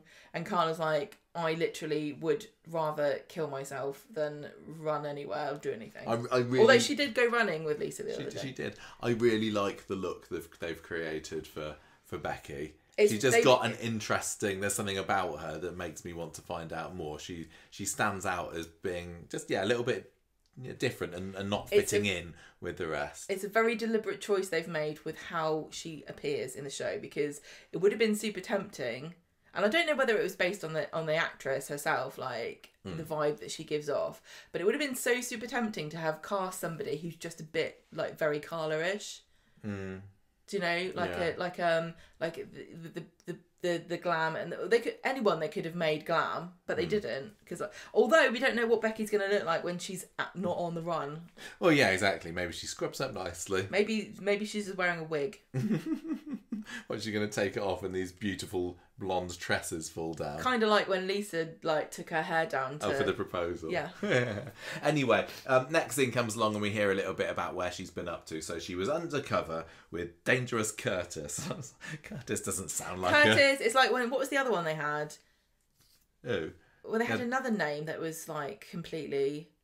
Oh, they did, didn't they? It was like at Guardians of the Galaxy, and it was like Josh or something. It's like, what do you mean? Yeah. The evil Curtis. Well, even like, does Harvey sound like much of a name? No, all their villain names are like hilariously like soft sounding. Curtis. I mean, Emma's fella was Curtis, wasn't it? The factitious disorder bloke, and that's all I can think of when I think of Curtis. Ronan. Oh yeah, Ronan Truman. Ronan is a boy band's name. Yes, you're right. Anyway, so she was Ronan there and Curtis undercover with Big Boy Curtis, and then she got found out, and then they had to whisk her off to Spain before she got in a lot of serious trouble indeed. And they also mentioned that Curtis was shot a few weeks ago, like I said, but it's a contract killing. Mm-hmm. Yeah. That could be something that we find out is part of the corrupt... Oh, did Costello put a hit out on Curtis? Yeah. Maybe he did. Yeah. So exciting. Anyway, this is when the ring comes up and Lisa says, I was engaged last week. What of it? And then Carla arrives, and I think if I'm remembering rightly, Becky tries to pretend it's not. She's not her. Yeah, and Lisa's like, this is Becky, dead Becky, my wife. And Carla doesn't you know, we'd already seen the mega uber reaction of shock from Lisa, hadn't we, earlier? And Carla didn't give quite so much. Well, she's like, I'm a soap character. I've been a soap character longer than Lisa has. Yeah, I've been around this block a few times before, actually. And anyway, Lisa... Well, I mean, Carla never saw her die. She wasn't there. She just got told she was dead. And so to her, it's like, well, you tell me she's alive now. But imagine Carla's feelings to hear, this is my wife, when I've just got engaged to this person. And it like has this whole future that I thought I had planned. And she was, you know, she was hesitant about getting together with Lisa in the beginning, wasn't she? She didn't let herself go full on, yes, I'm in love with you for quite a while. And it's like, was all this for nothing? Is this a lie? Has she come back? Are they going to get back together? Well, I mean, one of the things that Carla was hesitant about was the tongue wagging. And imagine now... Oh, what's Sally going to say when she finds this out? Everyone's going to be... This is like the best gossip you would have ever heard in your life. Maybe they're saving the Sally dinner party for this revelation. Just imagine. Can you imagine if she invited Becky as well, and it's like a three... It's like a dinner party with a dead wife, the soon-to-be wife, Sally, Tim, and Lisa. That'd be brilliant. That would be too weird. Anyway, Carla says... But Lisa confirms to Carla that she didn't know anything about this, which is good.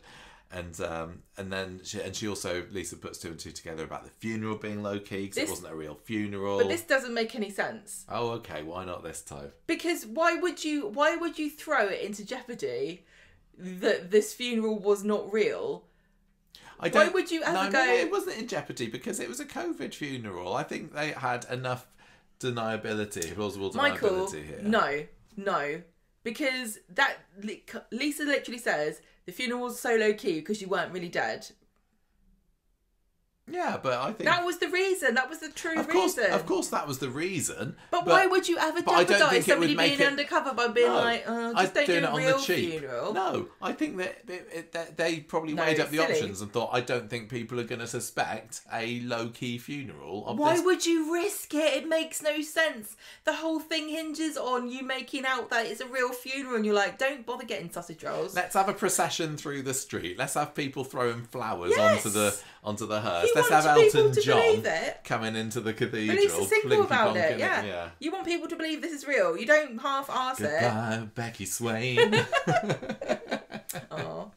Okay, so Lisa strides off at the end of this sentence. She needs some air. It's all come out about Betsy's near miss as well. Do you not think it's kind of dumb to imagine that all the top brass of Weatherfield police were so bad at poker faces that they made a funeral look fake because they knew that she wasn't dead? It's so stupid to imagine them going, I'm not going to cry. She's not really dead. This is stupid. Maybe the boat tickets to Spain were quite expensive and they got a budget. They could pretend to be sad. I'm sorry, but the idea that they were like, look, it doesn't have to be. I can't imagine that Costello cries. He's those eyes have remained bone dry. He's too hard for that. The only time his eyes water is because he hasn't blinked for 5 minutes. Yeah, I'm going to learn it and I'm going to stare at what you're doing. Okay, so Carla gets left alone in the room with Becky, who says to Carla, we need to go after her. But unfortunately, there's a rattling at the door. Oh, look, it's Roy come round to do his whole confessional of, he comes and says, I saw Becky, I saw Lisa's wife, doesn't he? To Carla, and Carla has to try and kind of get rid of him. Roy gets quite for Roy. Insistent. He gets quite irate. He's like, "Oh, fine then." Before he goes off, doesn't he? I would kind of. I don't think it was badly written or anything, but I would have expected Roy to have just been left a bit more kind of confused and bewildered and bumbling off in this situation. But he seemed pretty knocked off that Carla didn't want to give him the time of day. Lisa's gone on a walk. Becky's in the kitchen listening as Carla goes, "No, Roy, it can't be Becky, the dead wife, because that makes no sense. This storyline wouldn't be logical. Also, what kind of horrible woman would do that to her wife and child?" Becky's listening in on this, isn't she? Feeling guilty. But another thing that kind of fell down a little bit for me here is that if you're Roy and you're absolutely 100% sure you saw a dead woman, you'd be like, no, Carla, I need to talk to you about this. This doesn't make any sense. How could this have happened? He was trying to get in. He says, I need to go and see that photo. Has she got a twin sister? She pretty much slammed the door in his face. But wouldn't you try to, if you thought you saw somebody who was supposed to be dead, wouldn't you try to think of reasons why you could have seen them? Well, yeah, maybe that's what he's doing this evening. He didn't bring up any. I'm just saying, I wouldn't have been placated so quickly. He wasn't placated. He was. Off. He wasn't. He was shown the door. He was. He didn't go away and said, "Oh, okay, that's fine then." He was. I don't think I wouldn't have let somebody. If I saw a ghost, I'd want to tell everybody. I'll be on the news. He might have just, Carla was saying, you must have misseen her. You must be imagining things, or no, it must have just been somebody who looked like. Okay, I'm not going to argue with you about it anymore because you got a very different read I of think Roy it's. from that. What do you mean? No, yes, I say you're saying that he ended up placated, and I say no, he definitely wasn't. And Carla goes back to Becky and says, "Look, you don't know Roy. He's like a dog with a bone. This isn't the last we're going to hear of this. Look what mess you've caused." My point is that the scenario is poorly portrayed here because nobody would have gone, no, I okay then, fine. He didn't say that though. Let's move on from this. We will agree to disagree. That's on what this I said. Roy moment. This is when we get the Lisa tracking, don't we? Carla's finds her location on the phone. I don't know what was going on there, but that wasn't a map of Weatherfield, was it? I'm super confused because there was a giant park called Green Glade Park. No, I mean behind them is like a very long, park behind. Yeah. And then the canal. But Carla's location is given as being just around the corner from Lisa, but she's not because we're just being nitpicky Technically here. Speaking, she was closer to the park than Lisa was on the map. Yeah, on the map, Carla is not on Coronation Street, so explain that. I don't really get what's going on there. I don't know why they didn't have to show Carla's picture on there. She could have just gone, I'm checking. It's really peculiar. Really weird. I'm just checking on my phone. Oh, there she is. Let's go. Anyway, never mind about that. You can't get it right every single time. So they decide to go off and see her, basically. Becky takes Carla's keys and says, "You drive me there." So they arrive at the park, and I didn't realise that these scenes were going to be in it today because these were filmed back in June, I'm going to say, was it? Yes. And this was very interesting because these pictures of Lisa and Carla appeared on the internet back then. And I think I even remember seeing at the time people saying, "Oh my gosh, it looks like Lisa's got an engagement ring on." So maybe there was a little bit of a spoiler there. But all we saw in those pap pictures was Vicky Myers and Ali King getting up to a bit of dramatic acting and emoting. But then there was also one which had like a little snippet of of the green coat with that belonged to Becky. So you should burn that. It's horrible. Yeah. So I didn't know when these would appear, but I'm glad they came now. But obviously the paparazzi who took the pictures at the time must have been told, you can't take a picture of this person. It felt very much like okay, we'll let you take pictures of Ali and Vicky and as much as you like, but don't take a picture of this. This is going to spoil it. And I'm not saying anything about this. Fair play to them, they didn't. If you ever meet me in person, you can ask me. Yeah, well, no, that's clearly they could have taken photos of Amy Cudden, but they didn't. The only reason why they would have been if they'd been asked not to. But anyway, hey, it was nice that it was kept as a bit of a surprise. So this is a lovely little location. I think it's down toward the south of Manchester somewhere. Well, it's near us. Yeah, we're down south of Manchester. When? Oh, No. not that far No. south of Manchester, just a little bit. And they find Lisa on the bench, and I loved the reveal that there's a plaque on there.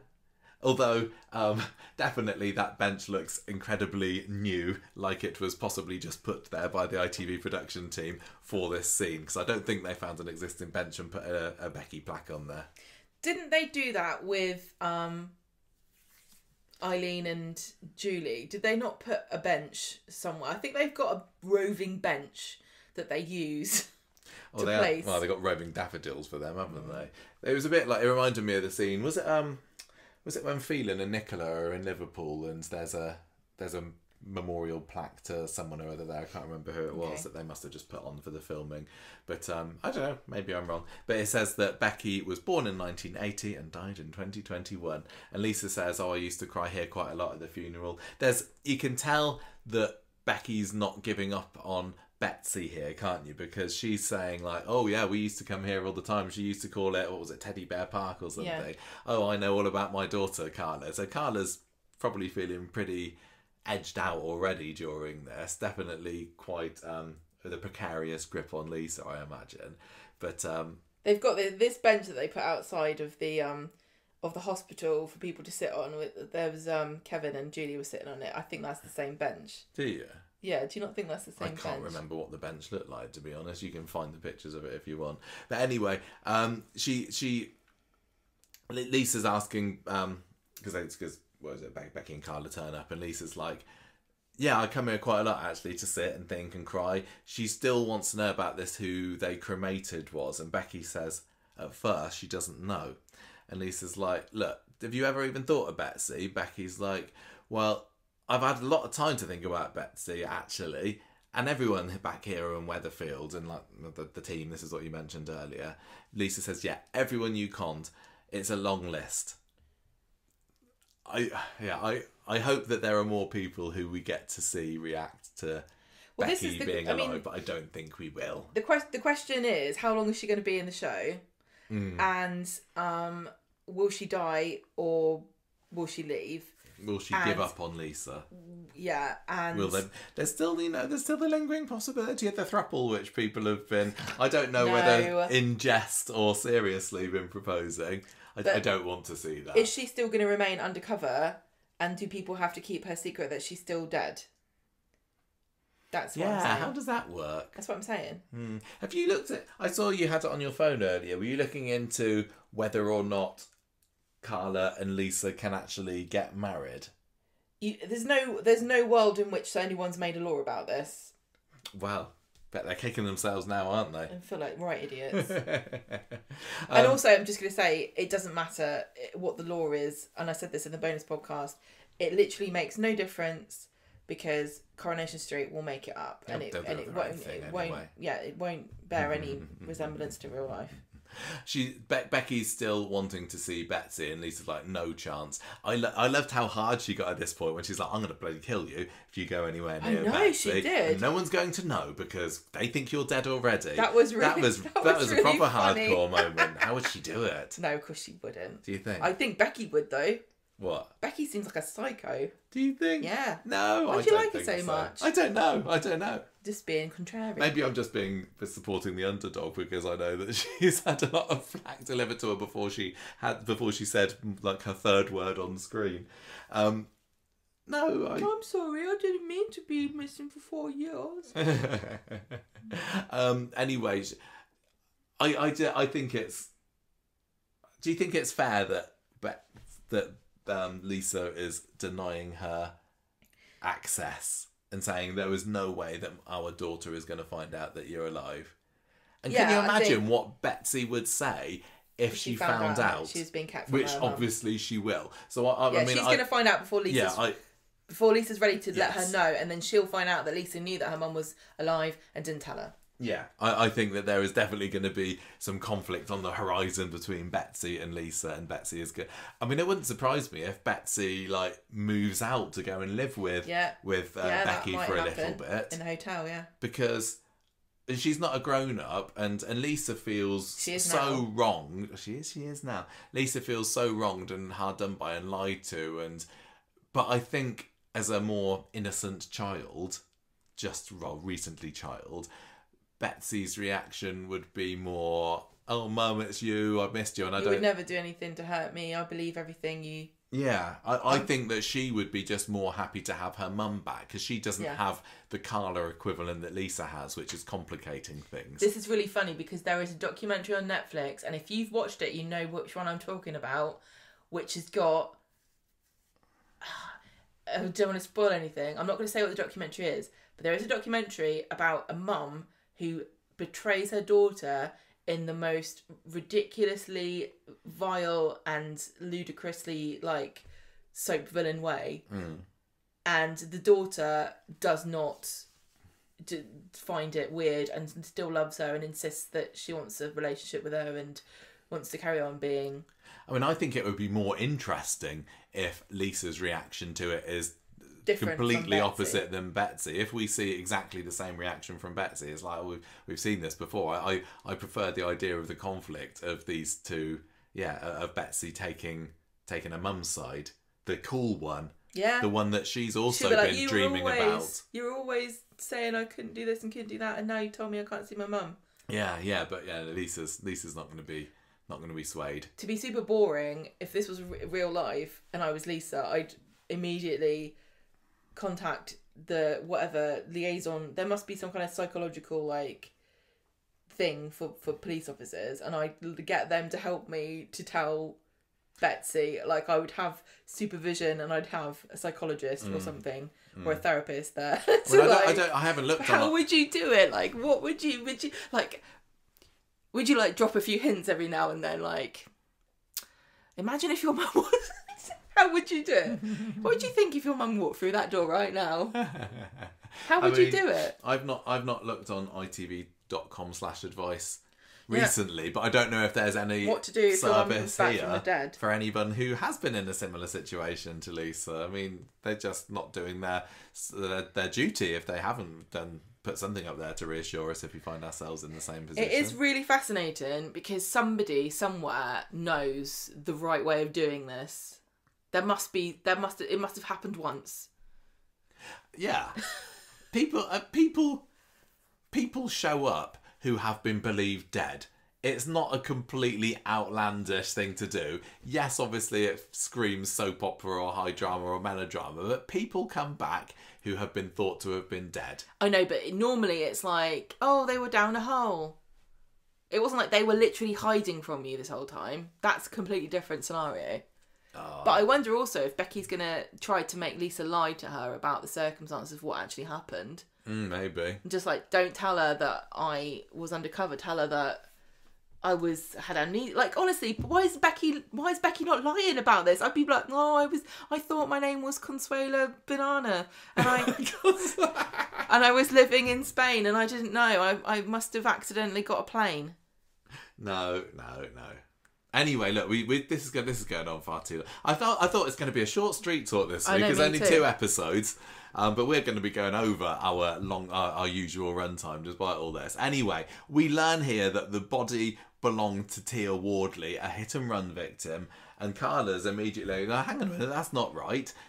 We met Tia, and Becky gives away that she knows something here, doesn't she? She says, no, that wasn't her. And then I think she does say later on that Costello paid somebody to pretend to be her. So she's still working with Costello to try and. Why is Costello hiding the fact that Becky's alive if Curtis is dead? I don't know, because there's something dodgy about. Bollocks. No, don't say that. They're definitely going to explain it. For sure. No, I mean, it's what Becky's saying is a load of crap. But Becky still is clearly working alongside Costello at the moment in some way. So I guess that has she been the person that he's been having the secret phone calls with? Well, she was calling him earlier, I assume. Yeah, I guess so. Anyway, this is just ridiculous. We haven't even got to the bit where Tyrone got run over. Lisa's absolutely fuming that Costello's been laughing at her, as she thinks, all this time, and has seen her grieving and not said anything about it. And Becky's like, no, he just wanted to protect you. He feels dead guilty about it and everything. He had to do it. It was a choice between this stranger and her family, and I picked looking after my family over, a respectful death for this, a respectful burial for this. Lisa's right here because she says you didn't have to die, and that is completely true. What? She could have. Why did she have to tell Lisa and Betsy that she was dead? Why couldn't she have told them she was alive and living in Spain? What, with that? Yeah, with them joining her. No, just I'll see you later. I'm going to Spain. It's too hot for me here. I don't think that that they would have bought that. I don't think they'd have. What do you mean? No, I didn't mean that. I mean, I don't think they would have been happy with that. Saying, okay, that's fine. You go and live there, and we'll stay here. But what? Okay, she's right. You didn't have to. It just seems like literal overkill, isn't it? Yeah. You could have come up with so many other things to cover your tracks than pretending you were dead. You dumb idiot. Anyway, Lisa also doesn't buy this story, does she? And Becky's like, yeah, you know what? I was cocky. I thought I was smashing it, doing my undercover copping, but I wasn't. I wanted to be the hero. I wanted the pats on the back when Curtis was caught, but he found me out. If I'd been less full of myself, maybe I'd still have a family. And she said, I hate myself, Lisa. And Lisa replies, that makes two of us. Yeah. Ah, who do you think you are? poor Becky. What is wrong with you? I don't know. I'm just being contrary. So the next time we see them, they've changed scene, haven't they? They're moving about. Yeah, they're by a path. They're on a little mini fence or something, a border fence, and Carla's trying to calm Lisa down. Becky is not losing it hot on their heels and says, "Oh look, I just want to talk to you, Lisa." What the hell is going on? I'm looking forward to seeing. We're going to have cake. I want. Do you think there's going to be a scene coming up with Carla going to Roy and saying, "You know what, you were right. I'm really sorry," and having a lovely little Carla and Roy heart to heart, which we all love. Hopefully, but I want to see Becky. I want to see Carla gather herself and then have a proper go at Becky. Yeah, she's just still... You're like, you destroyed this woman's life. She doesn't know what's going on at the moment. She was broken when I met her. It's taken her a year to learn to love again, and now you turn up to ruin her life. Yeah. Anyway, the scene basically ends with Lisa stropping off and saying you were dead and you can stay dead, but Carla tries to get them to talk a little bit more, don't they? They go back to the factory. There is an intervening scene which is Ryan and Betsy, sorry. So I've written Becky here in the notes, but it's Betsy, and they talk about the necklace, but there wasn't a whole lot there. It was a very nice little scene, but he tells her wherever Becky is now, she's watching over you, which is obviously hilarious for us. Yes. And also it's fun because Ryan's also got two mums, but in a completely different way. Yeah. Oh yeah, Wendy and Michelle. Yeah, you're right. They go to the factory, the ladies, and Becky still is going on about seeing Betsy, but Lisa is not having any of it. Betsy lost her mum, and I lost the love of my life. Says... Oh, sorry, I thought you were going to say something, but it was no, says Lisa, and Carla kind of remarks at this, doesn't she? She doesn't remark. No, she doesn't say anything. She reacts, to this. And this is like the Swarla bait here, because... Yeah. This has broken Carla's heart. It's official. It's in the script. Lisa's love of her life is Becky. You're going to say Bethany then? I don't say Becky, Betsy. Going on? Broccoli.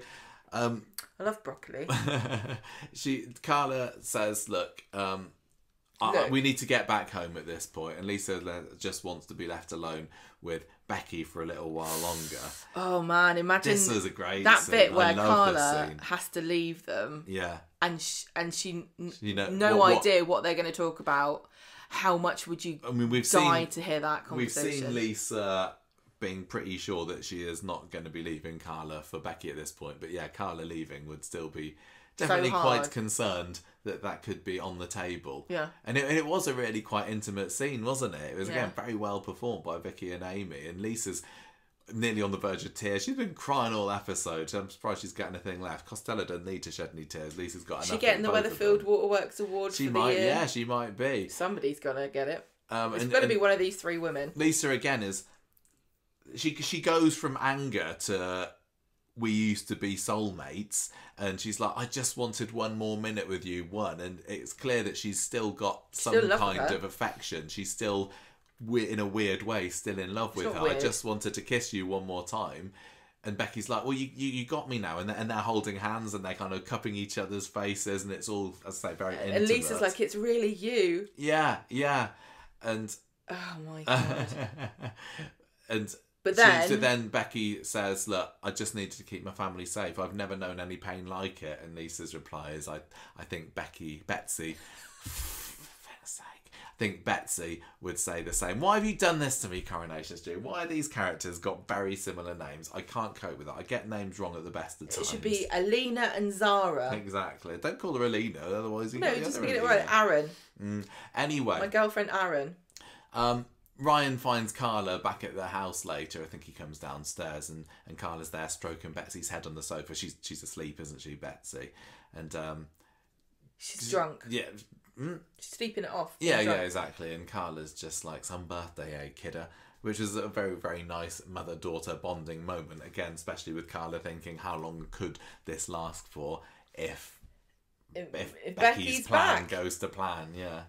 Well, Becky's still maintaining that she's not. She just wants to see Betsy, and she doesn't imagine a future for her and Lisa. Yeah, she's saying that she understands that Carla is the love of Lisa's life now, but it wouldn't surprise me at all if she's got designs on getting back in that bed again. First, Betsy, but I think that she has the right. I truly believe that she has the right to see Betsy. Yeah. Sorry, she does. Of course she does. You'd have to be weird to say that she shouldn't ever see her daughter again. Do you think Lisa knows that?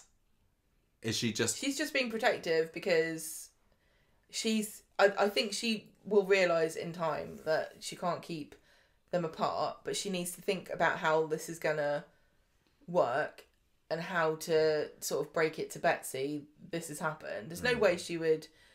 Well, it would be. Yeah, but like we ridiculous. said earlier, it seems quite likely that Betsy's going to find out before Lisa gets the chance to.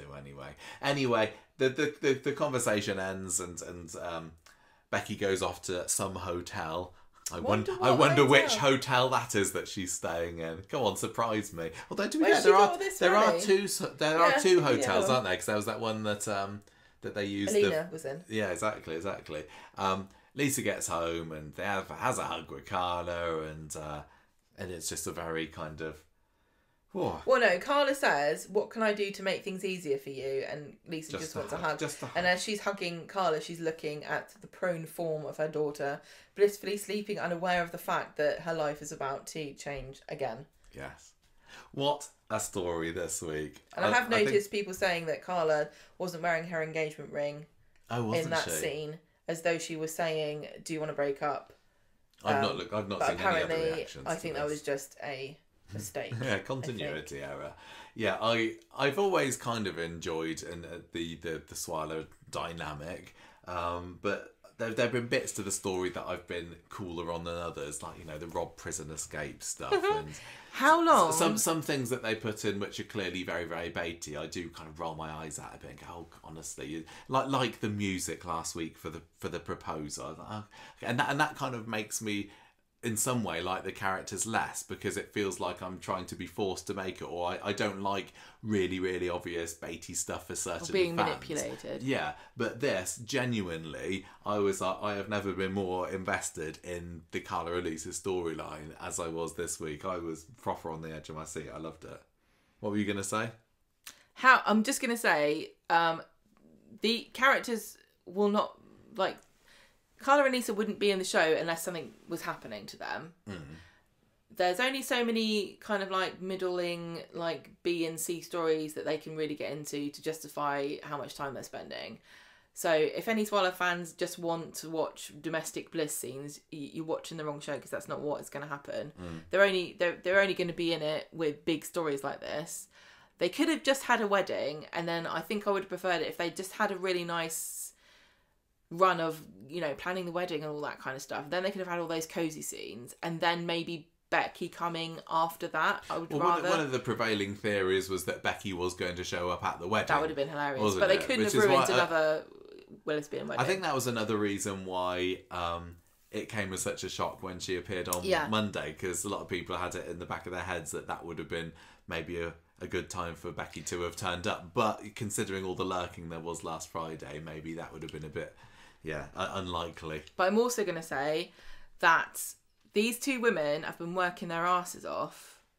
I think there's more to come, a lot more to come, and I think it's going to run into next year. I'm not saying any more, but I'm going to also say that there will be a point where they fall off the edge of a cliff as far as appearances go, because Ali King and Vicky Myers they're going to need time off, because I don't think anyone really understands how much work this is to be in the show to this so much as there have been for like consistently for like a year. Yeah, I mean, it's been long. Like Lisa, especially, she was they right can't- up there in the episode counts last year, and she's still. It's not sustainable No. as a workload. Like, you will go mad. It was a They- bit they're gonna like have how to give her a Dee break. Dee was missing in action Yeah. for a long time, and she's still been relatively low key, hasn't she? Because of how much they made Shanique work last year. So yeah, It's just an unfortunate byproduct of the fact there are 6 episodes, But and the way that they film it is that if you're a main character in a year now, it's just a grind. it doesn't feel like we're anywhere close yet to the Conclusion pause. or no. No, this is a new beginning and a new Yeah, chapter. it is. I'm really so looking forward to it. I hope they don't disappoint with where they go from this. Do you care about any of the other stories? I do, but should we rush? I don't want to rush through them because there was another surprise in the Tyrone story. I'll let you take the Tyrone storyline. There's more to say about Swarla, but we'll have to save it for another episode. Let's talk about Tyrone. Do we have to? We don't have time. Yes, we do. This is so funny, right? Because this character, Tyrone, has been in the show for what, 30 years or Yeah, something? yeah, exactly. And he's been run over and left for dead. And I think we're all assuming he's going to be fine, but I don't think it's going to be as easy as all that. And no one's talking about it. No, the thing is, Yes. I think that even if there hadn't been the whole Becky Swain back from the dead thing this week, I still don't think anyone would have been talking about Tyrone being hit by a car, because these days, a character being hit by a car, 10 a penny, so what? Is anyone worried that Tyrone's not going to be skipping down the cobbles? Of course he will be. He'll be fine. Any sense? Oh, I don't know. Don't you? I think, mate, I'm not. I think challenges are afoot. Do you know something about this? No, I just think I think it's going to be a story. I'm glad that it's a story. I'm super happy that the Dobbs have got a story. Evelyn's seemingly back at the moment. Touch wood, Exactly. touch wood. Is that coincidence? And they've been severely underused, because I love the Dobbs State family. But yes, of course there'll be some sort of challenges, whatever. But I don't ever get any sense of oh no from a character being hit if they're not killed instantly or within the next episode or so. And I don't know anything about, I've not heard anything about Alan Halsall leaving this show, so yeah, I'm not, it's kind of left me a little bit cold, and I love this family. But I'll happily talk about it. I'll talk about it now. I mean, it's not even the Tyrone stuff at the beginning. It's also everything that's going on with Carl, isn't it? And Brody and Dylan. On Monday, the Websters are back from their holiday, and Kevin's not impressed to see that Carl is hanging around and working at the tells him garage to get lost. And Abby finds him later in the pub and's like, you need to help us move the car because me and Kevin are really tired.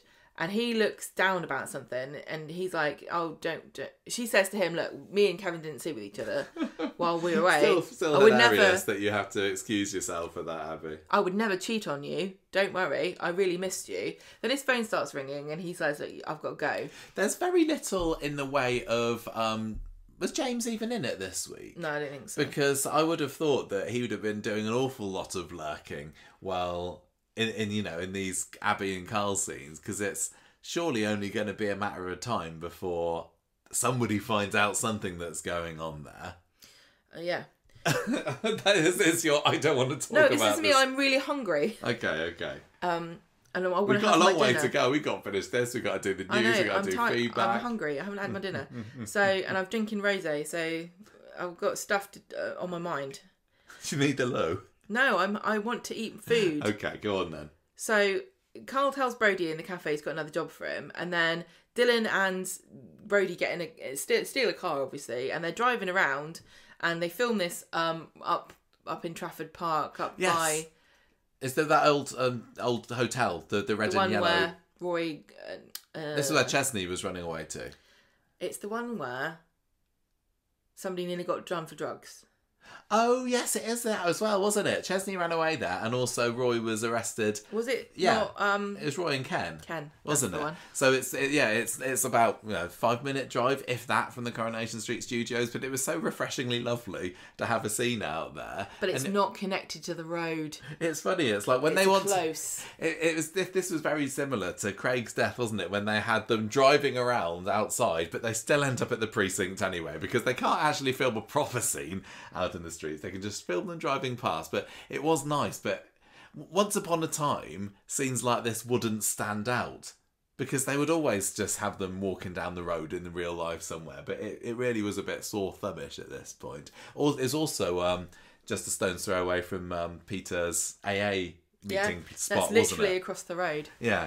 So it was nice to see. So they're driving, George sees them, and Dylan's phone rings, and it's Betsy, and Brody's like, whoa, why are you getting a phone call from her? And they start swerving around, and they carry on swerving all the way to the precinct, where Betsy is drunk and alone, leaving a message for, I think she was leaving a message for her mum. Yeah, she was. And then Lisa, the detective that she is, hears her daughter go, hi mum, I'm blah blah blah, ah!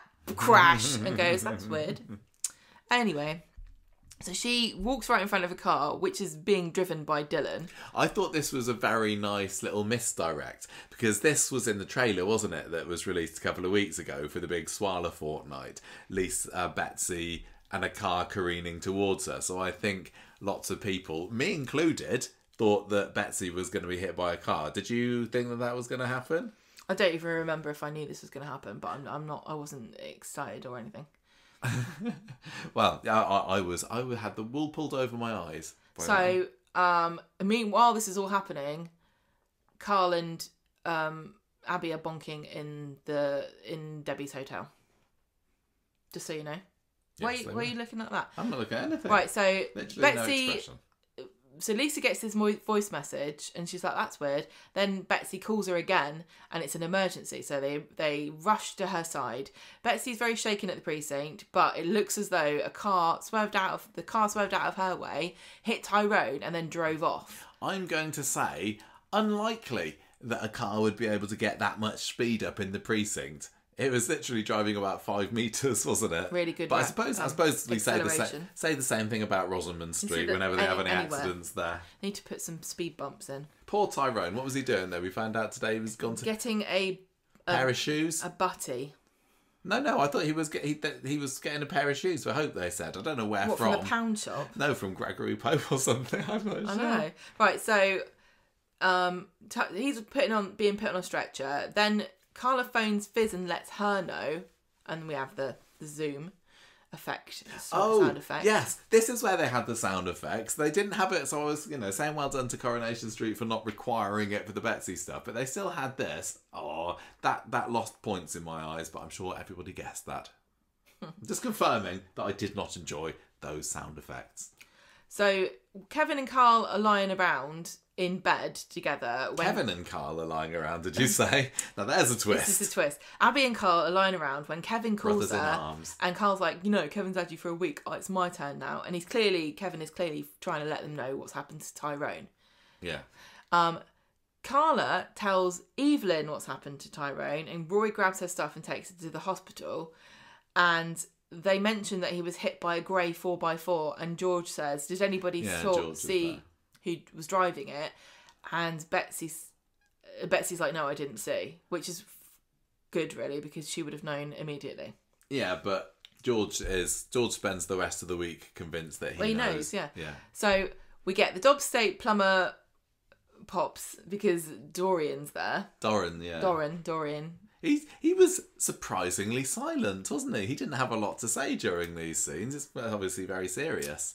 Yeah, it's worried because Tyrone's got internal bleeding and he's in a bad way. He needs a CT scan, so they're all sitting and waiting. Charades. Yeah, Evelyn. That was fun. That was quite funny. Then at the station, Kit gets a call about the case because they found the car, but it's been torched. And then this is when Abby gets home and finds out that Tyrone's been involved in a hit and run, and it's pretty bad. So on Friday, Fizz is told that Tyrone's got some broken bones in his spine. If I was told that, I think that is pretty debilitating. But they seem to make out that it'll be okay. When To she do it says surgery. he's got some broken bones in his spine, I think I'd be like, his spine Yeah. is made of bones. Do you mean his spine is broken? And a few Are you just trying to make me feel better about it by saying he's got some broken bones in his got a spine? couple of vertebrae. To me that seems like he may be paralysed, but I don't think he will be. He's going to need surgery in the next few days, and so they go and see him, and he's conscious and he can speak. It's going to be like when Betsy But was he's shot not in the moving. arm. He's not going to move for a bit, and then he'll just be Becky fine. came rushing back for that. Yeah, I know. So Betsy is with Liam. Liam? Hmm? Betsy is with probably Dylan. in Speed Dial. She's worried about Tyrone because she was right there, obviously, and it could have been her that got run over. And he's like, oh, did anyone see who was driving? And she says, no. Brody comes in, and they both look really worried. And then George comes along, and he is very annoyed. And Betsy's... he's seething because he knows that they ran him over. Yes. Betsy is like, what's going on here? Why is everyone acting weird? And she thinks that Dylan's been telling Brody that they slept with each other and bragging, and tells him it was just a one-off and gets annoyed and goes to leave. And as they're heading off to go, George confronts Dylan and says, I know it was you that was driving. And Dylan's like, no, I can't even drive. How would it have been me? George is like, because you crashed. I can't even remember that. I thought it was Brody that was in the driver's seat. No, I think it was Dylan because Brody grabbed the phone and Dylan started swerving about, but I could be wrong. I don't remember. So Dylan's like, I was nowhere near the car. I was nowhere near Tyrone. I didn't hear him. So Kevin shows up at the hospital, and this is when Tyrone is lazing around. Well, he's lying there. He's told that they're told he's conscious, but he's got his eyes closed and he's just listening. So Kevin talks to him for a bit, but it's later on in the episode where Tyrone starts to talk. Abby and Carl talk to each other in the lounge of number 13, and Abby is worried because she was with Kevin. She was with Carl when Kevin was looking for her, and she's starting to feel like she's getting over her head. Yes. Dylan phones up Carl. End the affair. It's not too late, Abby, to save yourself. This is when Dylan phones Carl up, and Abby sees that he's got a phone call from him and isn't answering. And she's like, what does he want? Why is he phoning you? And so Carl tells Abby that Dylan wants him to help him buy a car, and he's just going to ignore him. And then she starts insisting that he answers the phone and grabs it off of him to hear the voice message, which is Dylan saying, hello, have you spoke to Brody? And Abby's like, what the hell is going on here? You need to tell me what's going on. And this is when Carl's like, okay, right, I've been actually stealing cars with Brody and Dylan. And Abby's like, what the hell? What are you doing? I'm glad that Abby reacted the way she did. Although it was almost a case of, you're almost there, Abby. You're almost seeing him for the... Put it together, love. That he is, but... She's still, I think by the end of the episode she's still kind of forgiving him and calmed down, hasn't she? Because he convinces her, oh, I needed to do something so that we could have this life together. Yeah. But I did love, like, she was proper living and giving him a good old pointing at, wasn't she?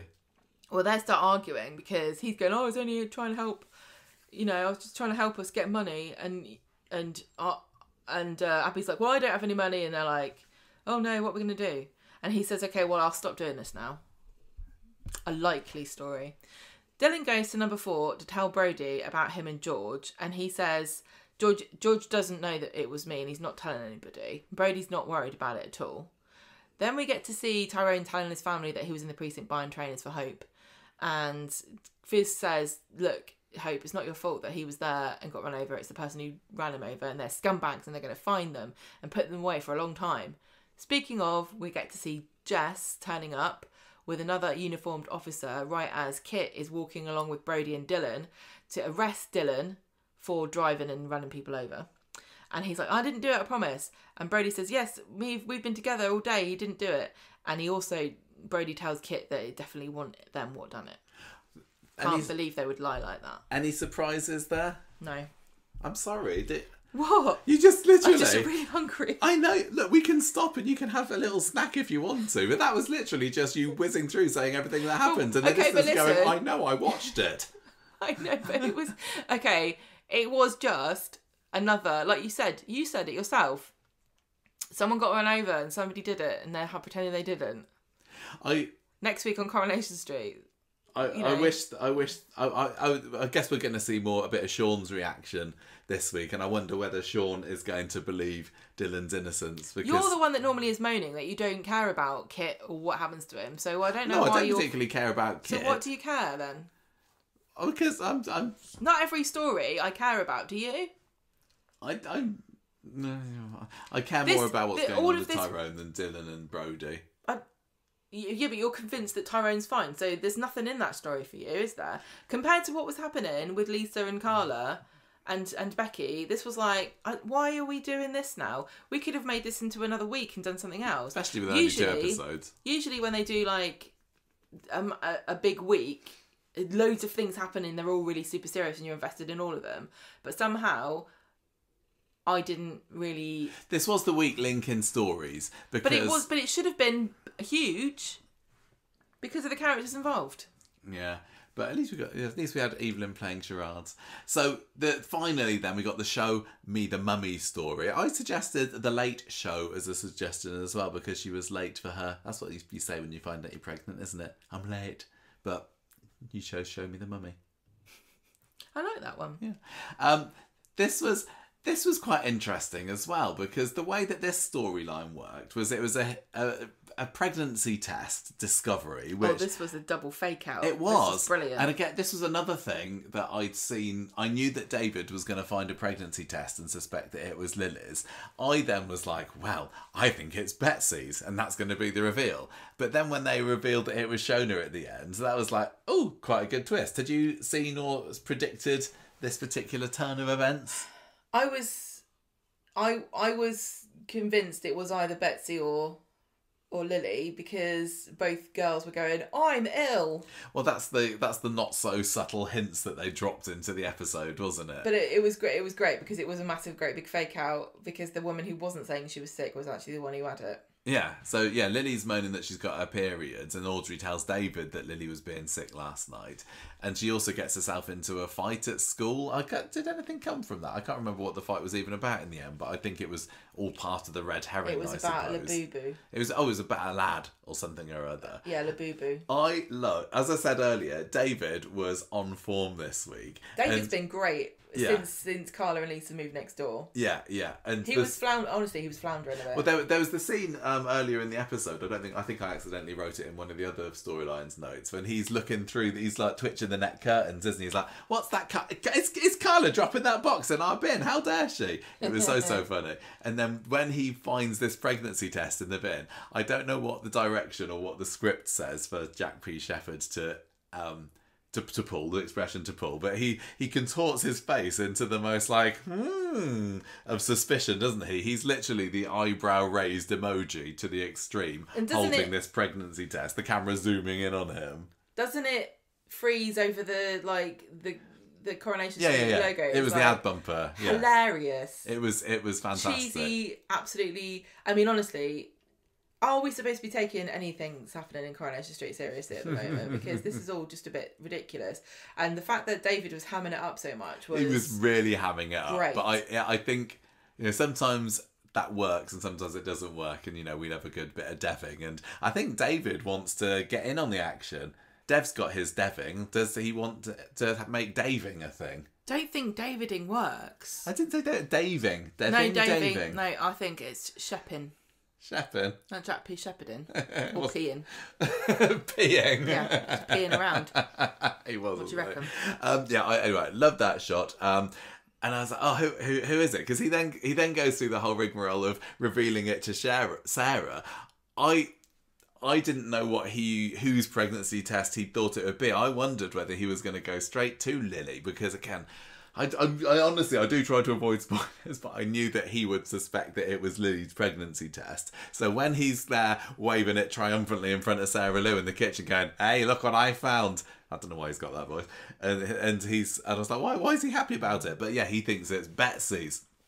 And then we get the brilliant reaction from Sarah. She's like, you do know people are weed on that, and he then goes through for the next 30 seconds. He's desperately washing his hands and going through all the little hand soap, and it was just really, really brilliant performance. And that just took us back to, I think it was Tina McIntyre's pregnancy test, wasn't it, when we came up with the whole wee stick discussion on the podcast, like back in its earlier year. And I was like, why do people always brandish their pregnancy tests and they've been weighing on them? And finally, 10 years into the podcast, that this does get discussed on the show. So brilliant he washes his hands and he smells them as well. That's yes, funny. He does, doesn't he? He's so funny. It was absolutely and brilliant. He's like going, maybe it's Betsy, or maybe it's Carla or Lisa, they got knocked up, and Sarah's like, that's your bin, right? And they have been putting their stuff in your bin, but it's also your bin.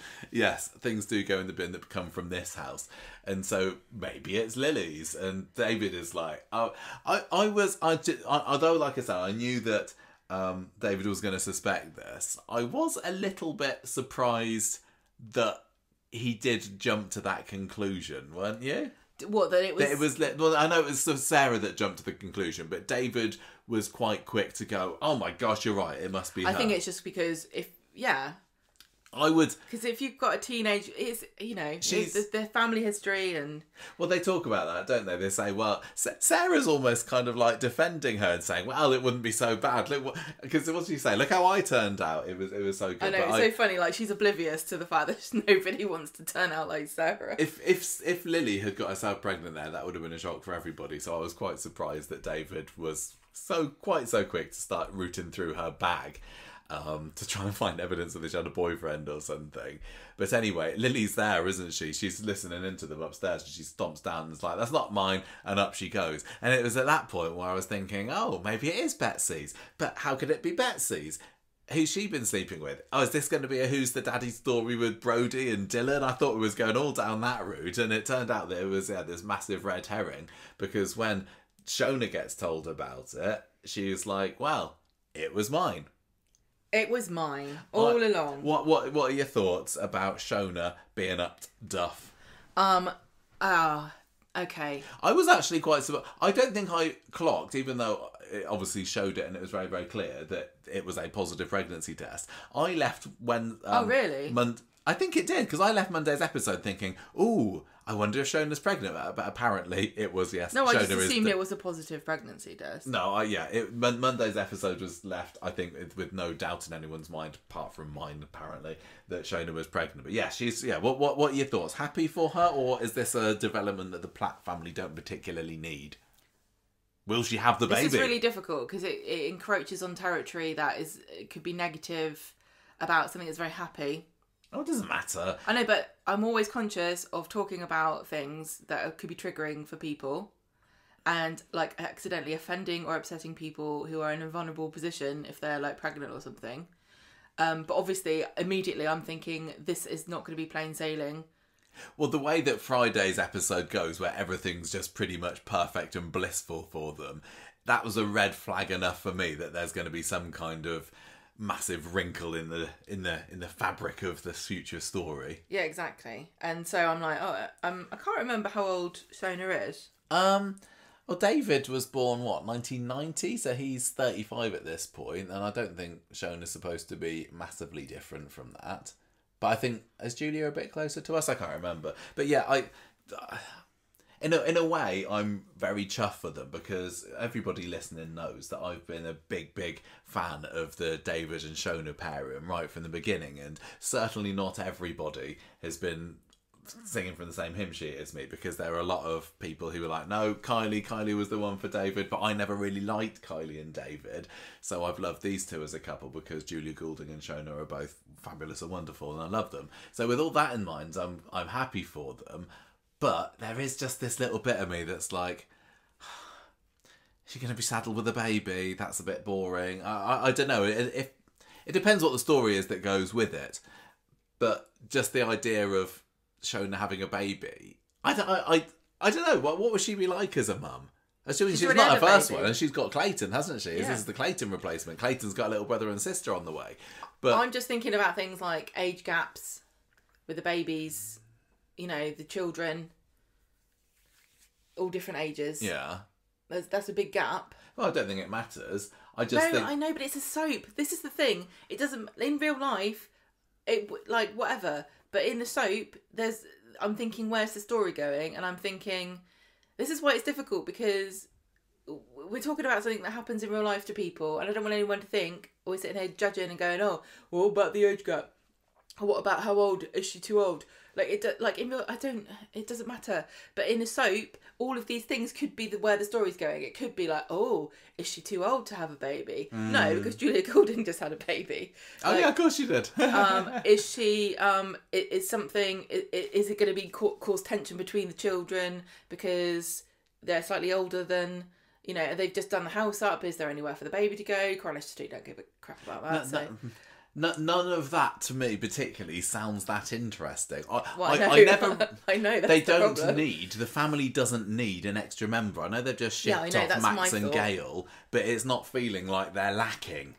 And having a baby is kind of saying, well, maybe in 15 years' time we'll get a story out of this child. I know. So, and they haven't even recast Harry yet. Well, I like the line when, what was it, he comes into the bistro today and David looks, Kit does, doesn't he? And David looks up and is like, oh, Harry, you've grown. I thought that was a joke that they left reference. In from Jack P. Shepherd, like, as a joke, like, we haven't recast him yet, but I'm pretty sure it wasn't. I don't know. I did, yeah. So, yeah, the prospect of Shona, I'm very much conflicted with.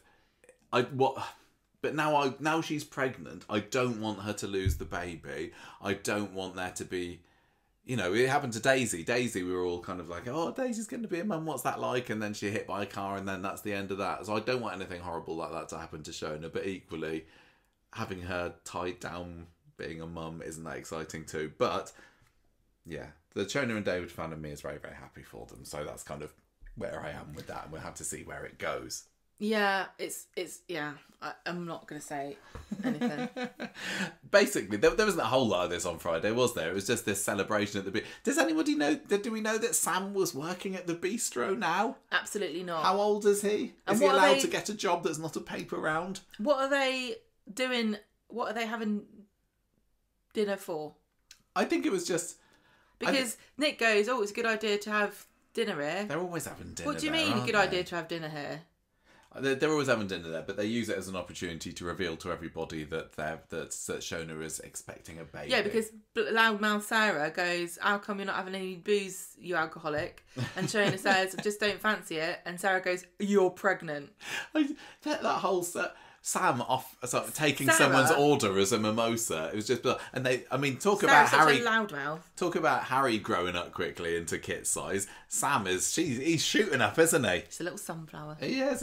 What's gone on with him hiding under desks and being worried about Mick going on the rampage at the school? Is he over that now? He's supposed to be a waiter. At one point, he sat down with everybody drinking. If I was at another table, I'd be like, what is going on in this bloody place? I didn't understand that. It almost felt a little bit like somebody else, like Toya was supposed to be there, but they couldn't get George Taylor in for the scenes or something. Who else can we get working and that could say a line? I don't know. Does Daniel still work here anymore? No, Ryan? No. Why couldn't Sam have just gone for dinner with them? I don't know. It was peculiar, but nice. Always nice to see Sam because I love Sam. Always nice to see all the plats together as well, and then we get minus Sarah, minus Max being tipsy and giving David a hug. That was lovely, but because they bicker all the time. But those two, they've worked together for 25 years, haven't they, Tina and Jack? And her giving him a big hug and him was like, "Is everything alright?" I was waiting for some kind of bombshell. But there was nothing. Even that scene ended with David looking over and seeing Shona sitting down at the table and giving her a genuinely loving, warm-hearted smile, which... Klaxons going off. Coming from David, maybe that's the warning sign. Like, David never looks at anybody with genuine affection. I'm just really worried. Where was the wry grin? Where is this going? And then at the end of the episode, they're snuggling on the sofa and trying to figure out how big their baby is, and it's apparently the size of a tree frog. Talking about, we got a little froglet jumping inside of me. It was just absolutely lovely, and I guess contrasted very nicely with the mega drama that's going on just next door. But I really am appreciative that Corrie put this story in this week because it was just nice. But do you think that it will actually be a happy story, or do you think something terrible? No, genuinely, it feels like something terrible is going to happen, but I'm enjoying the loveliness while I can. Because they look too happy. They look far too happy. It's exactly like when when Lisa and Carla are like, we're invincible, whatever. It's like, don't be happy about anything. But no, I love it while I can, and that's why, again, I really loved today's episode. I wasn't projecting future disaster. I wasn't going to let that spoil my enjoyment of today's episode. It was just, all in all, I was just so pleased for today's episode. I absolutely loved it. This was a great week. I mean, there's only 2 episodes, but I haven't got much to fault it with, honestly. I could have maybe done without the Tyrone story, but it added its own kind of little interesting extra beat. I think it was because it was Carl and Abby getting back together again, which was a bit of a downer for me. But everything to do with the Carla and Lisa storyline, I was on the edge of my seat. And the who's the mummy, I guess it was, wasn't it, with the pregnancy kit? I can't fault that. Pregnancy kit. So yeah, I haven't actually thought of any things to score this out of this week. Maybe Sarah will get pregnant with Kit's baby.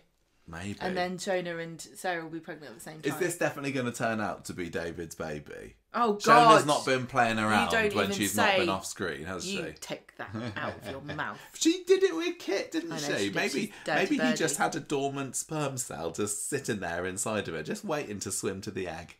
Miracle. I think it's quite fitting that Shona has been buttering buns for all these years, and now she's got one of her own in her oven. What a beautiful metaphor. I am scoring this week's Coronation Street, and this is a score I often reserve for the big old stump weeks. I'm going to give this 4.5 little froglets hopping around inside Shona out of 5. Last week 4.5, didn't I? Did you? I can't remember, but so. I don't think I've given 4.5 for a very long time. But I am leaving this week very much satisfied. Oh man, this is difficult because I don't want to give it 3.5, but I don't think it deserves 4. Really? Because I just just because of you don't feel satisfied that they've explained Becky's absence in a way that satisfies you. See, it's really frustrating because I was like, yeah, Becky Swain, oh, it's great, it's amazing, and I for weeks and months since the idea was put into my head that she might be alive, I've been like, yeah, it'd be really great, it'd be brilliant, and now it's come to fruition. I'm like, it's actually annoying and complicated, just like all the people warned me that it would be. I think I will give it 4. 4 because 3.5, it seems a bit. 3.5 seems low for a week that I haven't got anything to score it out of. Gemma's desperately searching the notes for where I type in options, and I haven't this week. So you're gonna have to use your own wit. I'm gonna give it 4 World War II birthday cakes. World War II. What did we say about it? I said it looked like one of those fake cloches that looks like a cake that you cover up. The real sad cake that's made out of sawdust and potato peelings. Who's your character of the week, Gemma? To fight Hitler. It's a Hitler cake. Who's your character of the week? Who should it be? Is it going to be the abominable Becky Swain, who's just like Bigfoot? Everybody thought that she was real, and now she's revealed herself. It's not as exciting as I thought it was going to be. You give it to Becky Swain. I did very much enjoy. I think it's going to be. It should be Lisa. I was thinking that, and that's why I wanted you to say it first, because I'm also giving this to Lisa this week. Vicky Myers was absolutely phenomenal. The scene where she's reacting. When she first sees Becky and she drops her glass and starts having a panic attack, that was amazing. And also the scene where she holds Becky's face in her hands, that was great as well. She's just really great. She really did a superb job this week. Very, very good stuff. And so I guess it's this actor of the week, is it? I don't know. But I do love the fact that I guess that Lisa is standing her ground and kind of sticking to her girl with Carla as well, and not just immediately falling back into Becky's arms, even though there will be bumps. I know that she's been betrayed, but it does seem like it's completely out of the question that she would ever get back together with Becky, like they broke up.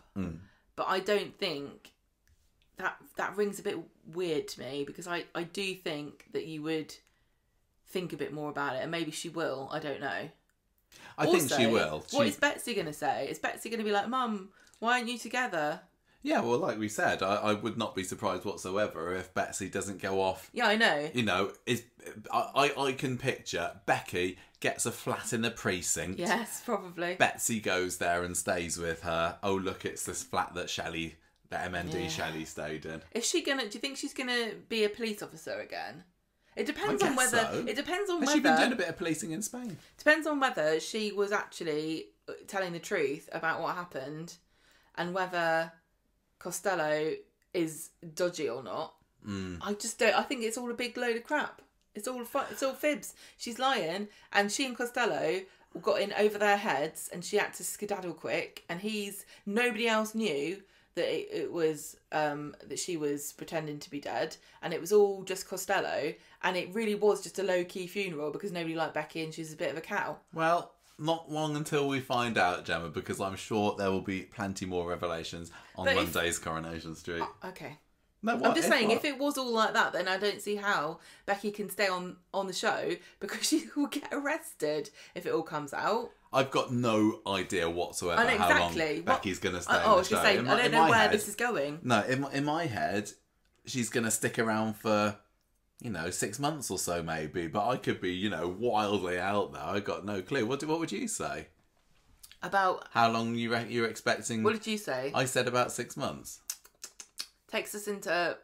Oh man, I am not. She's going to be here at Christmas. Yeah, she's going to be here. I think. I can't make predictions about certain things. I'm going to say that she's going to be around until very early next year. Okay, fine. Right, we've talked plenty about this week's Coronation Street, so I suppose we'd better stop. I hope you enjoyed that. I hope we didn't ramble on for too much. It was great. A really great week.